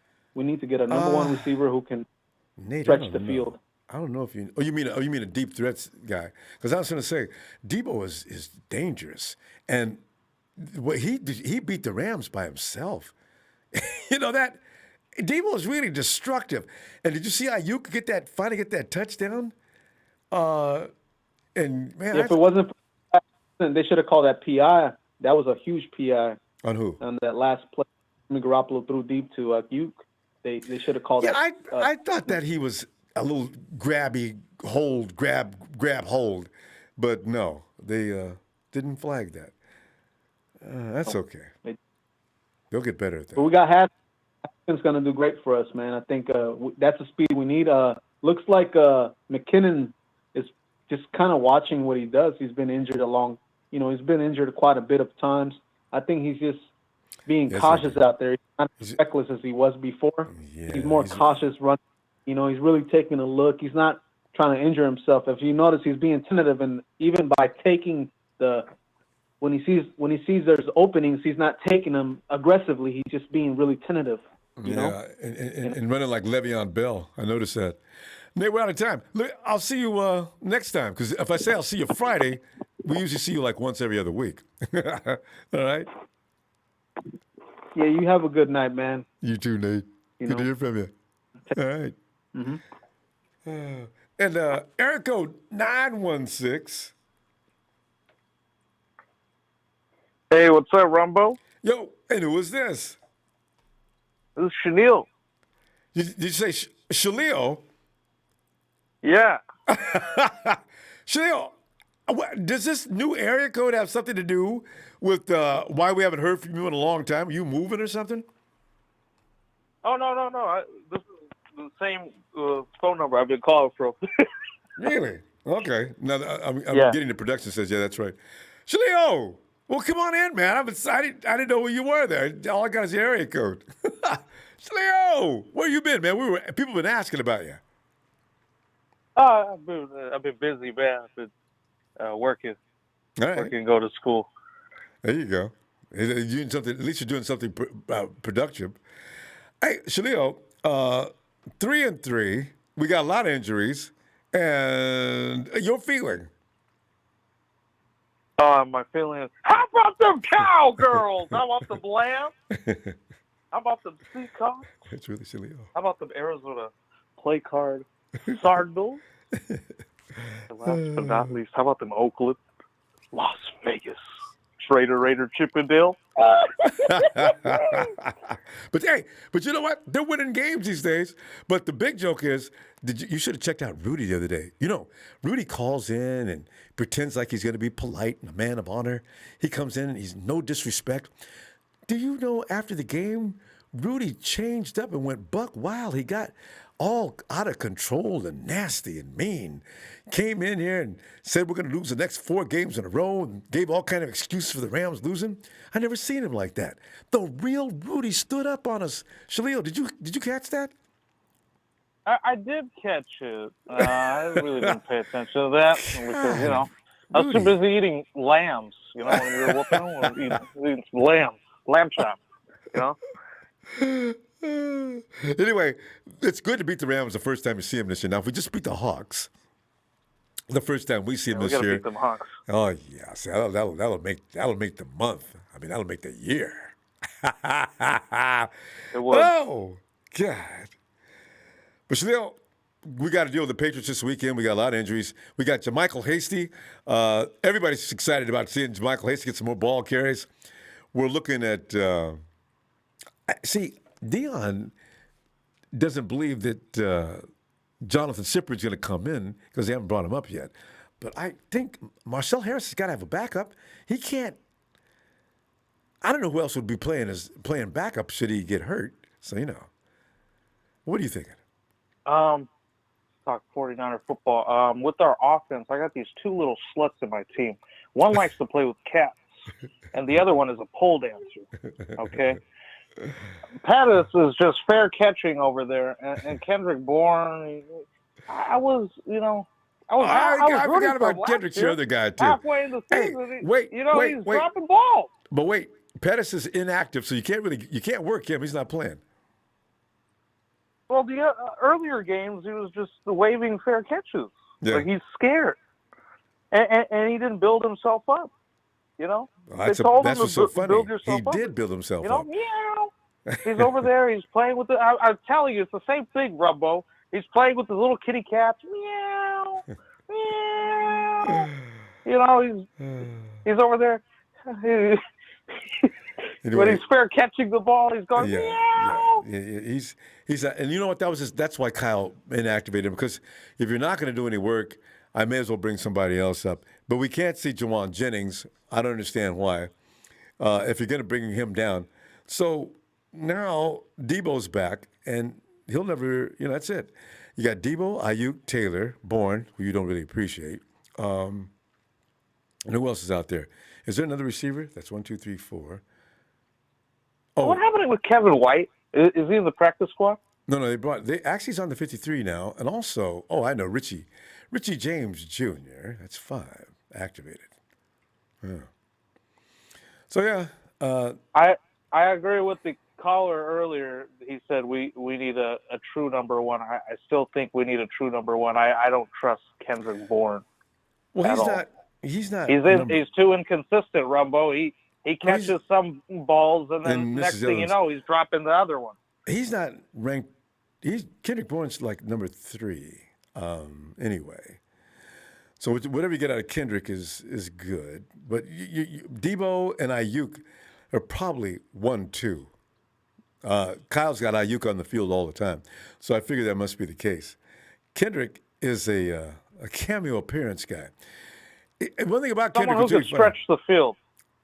Yeah, someone who's really like a deep threat. We need someone that could go up and grab him. Like a 6-foot guy, like a Julio. Go up and grab those kinds of balls. Or a speed guy, the guy that makes everybody say, "Oh my God, Terrence, 27's going deep." You need that guy. But we don't have that. I understand the guy in Cincinnati wants out though. Ross, I think he wants out. John Ross. The 49ers, you want a speed guy. They don't get any faster than John Ross. I don't know why Cincinnati doesn't want him. He got 1 snap. Well, anything that could replace Kendrick Bourne, because I'm tired of his inconsistency. He needs to get better. I mean, we talked about this last year, Ronbo. I know. Well, even Jerry Rice got on it. He's got to make those catches. George Kittle missed one last week too. It's not. Kittle missed one last week, but he's working hard. KB hasn't done anything. He hasn't done anything productive. He doesn't get credit enough. He does a lot of great blocking, though. But Jaleel, we're out of time. I gotta go. Let's see you Friday since you're back. If you're getting more free time. I will. Shout out to the Niner Empire. Thank you for the platform, Ronbo. Hit those likes. Keep watching those hands. Yes. Y'all have a good night. You too, fam. Night, Jaleel. Good to hear from you again. Okay, so we stop worried about Jaleel. He's okay. All right. 415, hello. Hello. Yes. And who is this? What's happening, Ronbo? I called a few days ago, my man. I called to Wait, what's your name? What'd you tell me? What? My name is Omar, man. I called you're Omar. I called okay. in I called in. Rudy called a couple days ago, and he was talking all that nonsense. And I'm the person that told him that I'm gonna put my foot up his ass when the Niners win. Oh, that was you, the guy. I know you remember that part. Yes, I do. And Yes, there's a sir. couple other people who weren't happy with him too. Yes, sir. And I stay true to my word. Like I told you, Rudy. I know you listening. I told you the Niners was gonna stick their foot up your butt, and they did. And I told you we're going to put the beat down on you, Rudy, and we did. Yep. I told you every single team that you played, Rudy, had no receivers. You guys played the NFC East, the NFC least, the weakest division in all the NFL. You came in here talking, Rudy, with all that smack, thinking that you was going to be the man. But at the end of the day, the Niners came out on top. And you know what time it is. And remember, I just have to get that out the way first. And remember the day before, Rudy came in. He was all polite. I want to wish you guys luck, and he was so nice. And then after the game, the dude jumped out of a bag. I never seen Rudy like that. He was all pissed off. Whoa, what's up with this? I mean, if you would have said it's going to be a good game and he would have been like, okay, best team wins. Nah, but he came in here talking that nonsense. He's going to blow us out, and they're going to blow us out to water. I was bro, shocked. That's not going to happen. And y'all going to lose the next 4 games in a row. Damn, Rudy. Yeah, are you mad, you guys bro? had losing seasons. Man, it's not going to happen, man. Not on the Kyle Shanahan's watch. Jed didn't sign him for that reason. Jed signed him to win. Jed signed John Lynch to win. This is our culture. Our culture. Our culture is winning. That's right. Rudy. Yes, sir. Rudy, come talk to us. Man. Man, I'm telling you, man. Anyway, other than Rudy, man, I love the game that we played on against the Rams the other day, man. It was a great game. The first half was a great first half.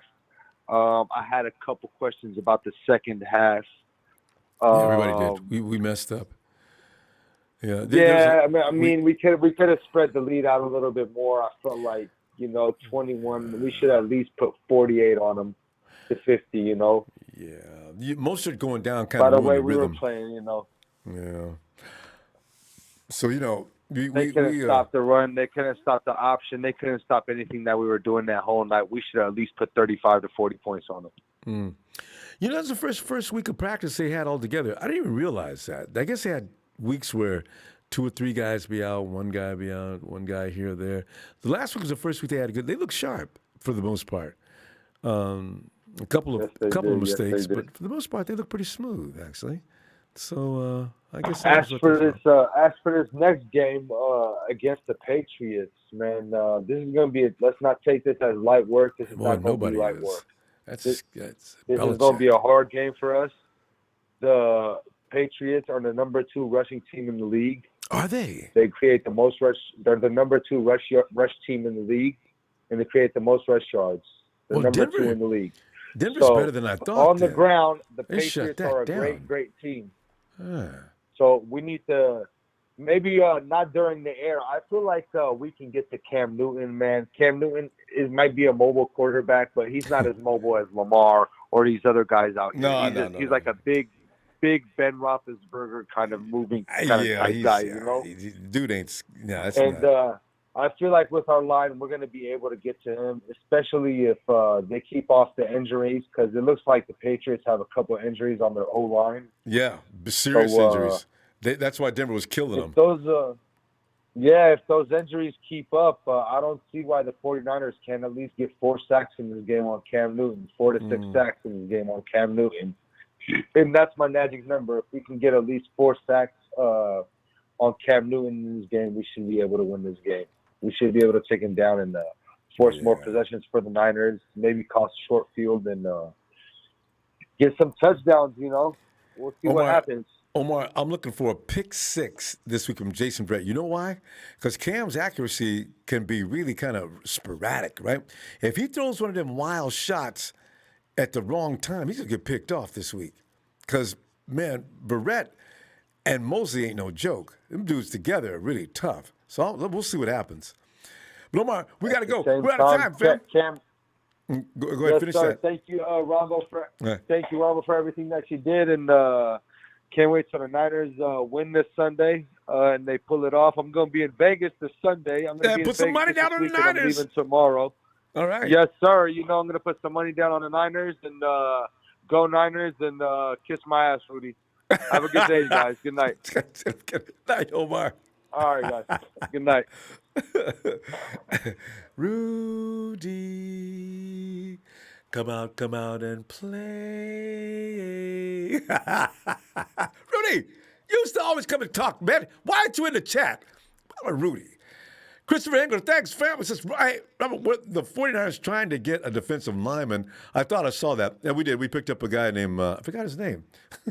The Jets, he was on the Jets team, and we picked him up for a couple of draft picks back-to-back years. He must be better than I can imagine. So go 49ers and Patriots on Sunday. Thank you, Chris, for that contribution. Big John, Big Bad John. John! So, my brother, I missed you this evening. I look forward to talking to you Friday, fam. Rudy, he SUCKS's. John, thanks for that contribution. And yes, he does. Everybody agrees. Rudy, you wuss. You coward. You fake. You're not polite, Rudy. That was nasty what you did the other day. JT.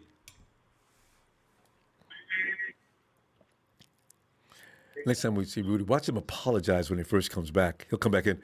Yeah, I was a little upset, Ronbo, and, I just thought my team didn't perform as I know they can, and you guys got away with Rudy, you're here to be polite. Don't start. Well, I'm just saying, our team is better than that. Hey, JT!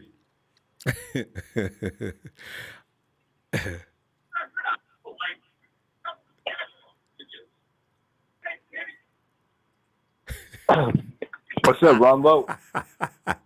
That was a delay, wasn't it? And I heard me yelling at you, JT. Well, JT, we're talking about the 49ers injury report and the players that are going to come in to replace them and how we're excited about that. And then also, since the conversation has been toward Rudy, Rudy's very rude. We've been nothing polite to him. We allow him to come in and talk to people on the chat. I even answer the phone when he calls in. And then he got all strange after the game Sunday. I don't understand. So, if you have something you want to say to Rudy, tonight's okay. But JT, go ahead. Rudy, this is for you, man. You don't have to take it personal, man. 49ers just, they just took it to your team, man. Just like we're gonna do when we see you again. Yep. We're gonna go to LA. We're gonna it's gonna be the same result pretty much. Yeah. We're gonna do, and I noticed something too. Aaron Donald he wanna act like he don't know 19 problems. Yeah, he does. And let me say something. Let me say something real quick. Since Debo has been with the 49ers, I think we're 3-0. Yeah, against the Rams. Jimmy's never lost to them yet either. Against the Rams. Yeah. That's a fact right there. So, Rudy, you can take that to the bank, and we'll see you again, and we'll be 4-0. Hey, JT, did you see how they took care of Aaron Donald?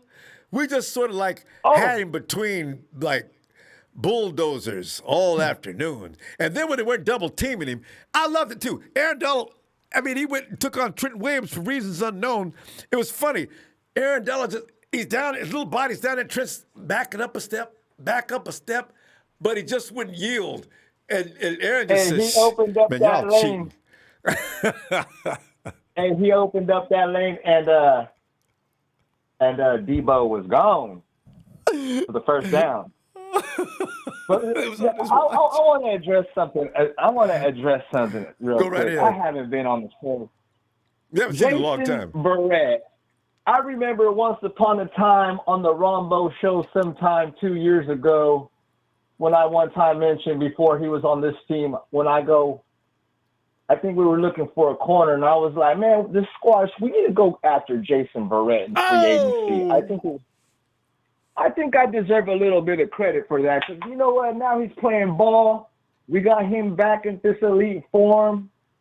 And I was doing a lot of thinking to myself because I go, damn, how is it that a long time ago, back in the 2014 draft, that I was just like, when we had Colin Kaepernick, Jim Harbaugh was the coach, I wanted these guys to go after Jimmy G.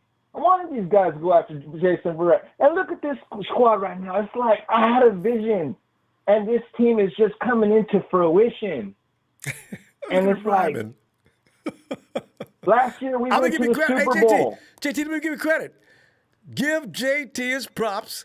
He knew Jason Verrett was meant to be a 49er. There you go. Thank you. Yes, because, you know, and I'm so happy to see this go. You know, Jason Verrett, he shut down pretty much everybody he went against. Ronbo. PFF's got him rated as one of the best in the league right now. On Pro Football Focus, yes. He's third place behind 2 people. That's it. And he ain't going to be behind them long. Let's get a couple more games going there. His week 6 game was a 94.0 rating. Oh! And we'll talk about the Rams. No chump team. No, they are a chump team, but the receivers are pretty good. And Rudy, you represent the biggest chump in L.A. Thank you. Rudy! And Ronbo, but you know, go ahead. And I want to say something else too. I'm a firm believer right now, and I'm gonna say this right now. Even though we don't have a real ferocious pass rush, and Kerry Hyder, he's a respectable pass rusher. Yeah, I like him. Just wait when we get damn, I'm drawing a blank on his name right now. Damn D Ford? No, the Nick other Bosa? pass rusher who's coming. No, the one who's coming back from his injury from last year. A pass rusher? Coming back from injury from last year? D Ford. No. Of course, D Ford's been injured for years. There's no particular year. He's supposed to come back this year. Oh my God, I can't believe I can't think of his name. And JT, he's a pass rusher? Well, he's not. He's a linebacker. Oh, Quan? No. Linebacker. God. I don't know who else we got. We got Dre Greenlaw. We got Quan Alexander. Oh, I'm sorry. Blair. Ronnie Blair. Ronald Blair. Yeah. Yes. He may be a little while longer, though. Back, we're going to get healthier, Ronbo. We're going to get Richburg in week 12, where he can pretty much dictate the defense, on what they're going to do. The offense. Man, I'm telling you, Ronbo, this team, we're going to make it far. I'm not saying we're going to go to the Super Bowl, but damn it, we're going to make it to the playoffs, and we're going to see what's up. If we could take it to the playoffs, and God damn it, we're going to go to the fucking Super Bowl. Yeah, I tell you what, JT, if you get to the playoffs, that means you're healthy, and nobody would want to play the 49ers in the first round. If the 49ers get to the playoffs, they're going to be tough, because that means probably everybody's back and everybody's healthy. God help a team that's going to try to stop that 49ers offense if they're all healthy. That's what I said, Hawks fans, the homos, all those people sitting around the chat room talking smack. Hey, JT, we got to go, though, fam. And one more thing. Real quick. Seahawks, Cardinals, you guys, I just think some of these fans were just talking some smack right now. Yeah, we're in 4th place right now, but watch, Punk, when we see you, we're gonna chalk. You guys are gonna chalk a loss when we see you the next time, because your punk ass receivers ain't gonna do shit against our secondary. Thank you very much. Should know this, JT's out, and goodbye. Night, JT. All right. And there's Justin. I was worried about Justin. We were all just in time. Thanks, Justin, for that contribution too. It says it's been a minute. Hoping you're doing good. Always closing here and never get a day off. I just want to say, stay faithful. Talk. We've been through worse than this. The trade. I like it. We good. And Justin, you're working late. Okay, I figured it had to be something like that. Okay, good to hear from you. Good, glad you checked in too. Appreciate that. All this, Justin. Again, just in time. Don't forget, wash your hands and stay safe, Justin. Promise. Oh man. So yeah. And Tony S. Thanks, Tony. Remember, We were mad just like Rudy after Miami. Yeah, we were, but I didn't go after people and start saying all kind of nasty things. We had a fan in here from Miami, but I didn't attack him. Rudy just came in and attacked us. He said, well, you guys just got, you know what? I hope you're going to lose your next 4 games, too. Whoa, Rudy, what is with the tone? Don't understand. You've always been cocky and confident, and then all of a sudden you just lost your cool. I'm ashamed of you. Here I thought the wrong thing about you. You're not a man of character. You're like everybody else. Coach says, hey, Robert, hey, how about them Niners? And we got a new player today named Willis. Yeah, I saw that. Good, but not great. And I think we got him due to Blair's setback. Yeah. I wonder when Ronnie's going to get back. Coach, we gave a 6th and a 7th round pickup. That was kind of extravagant, wasn't it? I guess they knew what they were doing. Coach, also, because, I was all over Jason Verrett when we got him. I said, once he's healthy, watch out. And he just showed up. And, yeah, I know. Jason's really doing some. I mean, Jason's doing real because I never really paid attention to him when he was all-pro and in San Diego, so I didn't know anything about him. And then now I'm watching him. You watch him. The guy's a craftsman. You watch him out there, and as I said, he's like stalking the quarterback and the receiver at the same time. What kind of human being can move that quickly? Jason circled around that receiver one time as if he was positioning him and baiting him to go for the ball. And then he's watching the quarterback shoot. Just stands back there about just the right amount of space, launches. He almost picked that ball off, and the receiver never knew where he was coming from. I said, oh, you can't teach that kind of skill. How? So, yeah, I'm impressed. Fam, I'm gonna go ahead and take off and go ahead and hit that like. And guys like Tom Testosterone and all you other fleas and ticks, we'll see you two Friday. I'm gonna see you Friday. Don't hit that like though.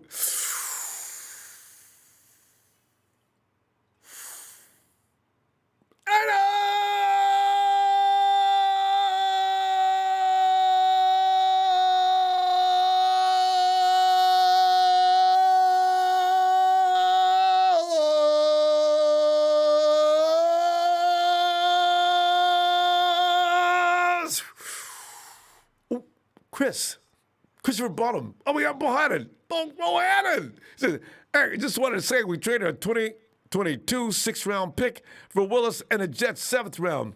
Oh, I thought I read it something like that. So the Jets, they give us a pick? We basically got them for free. It's a pick for pick. Okay. Chris, thanks for that contribution. And I feel better knowing this information. Thank you. Have a great night, fam.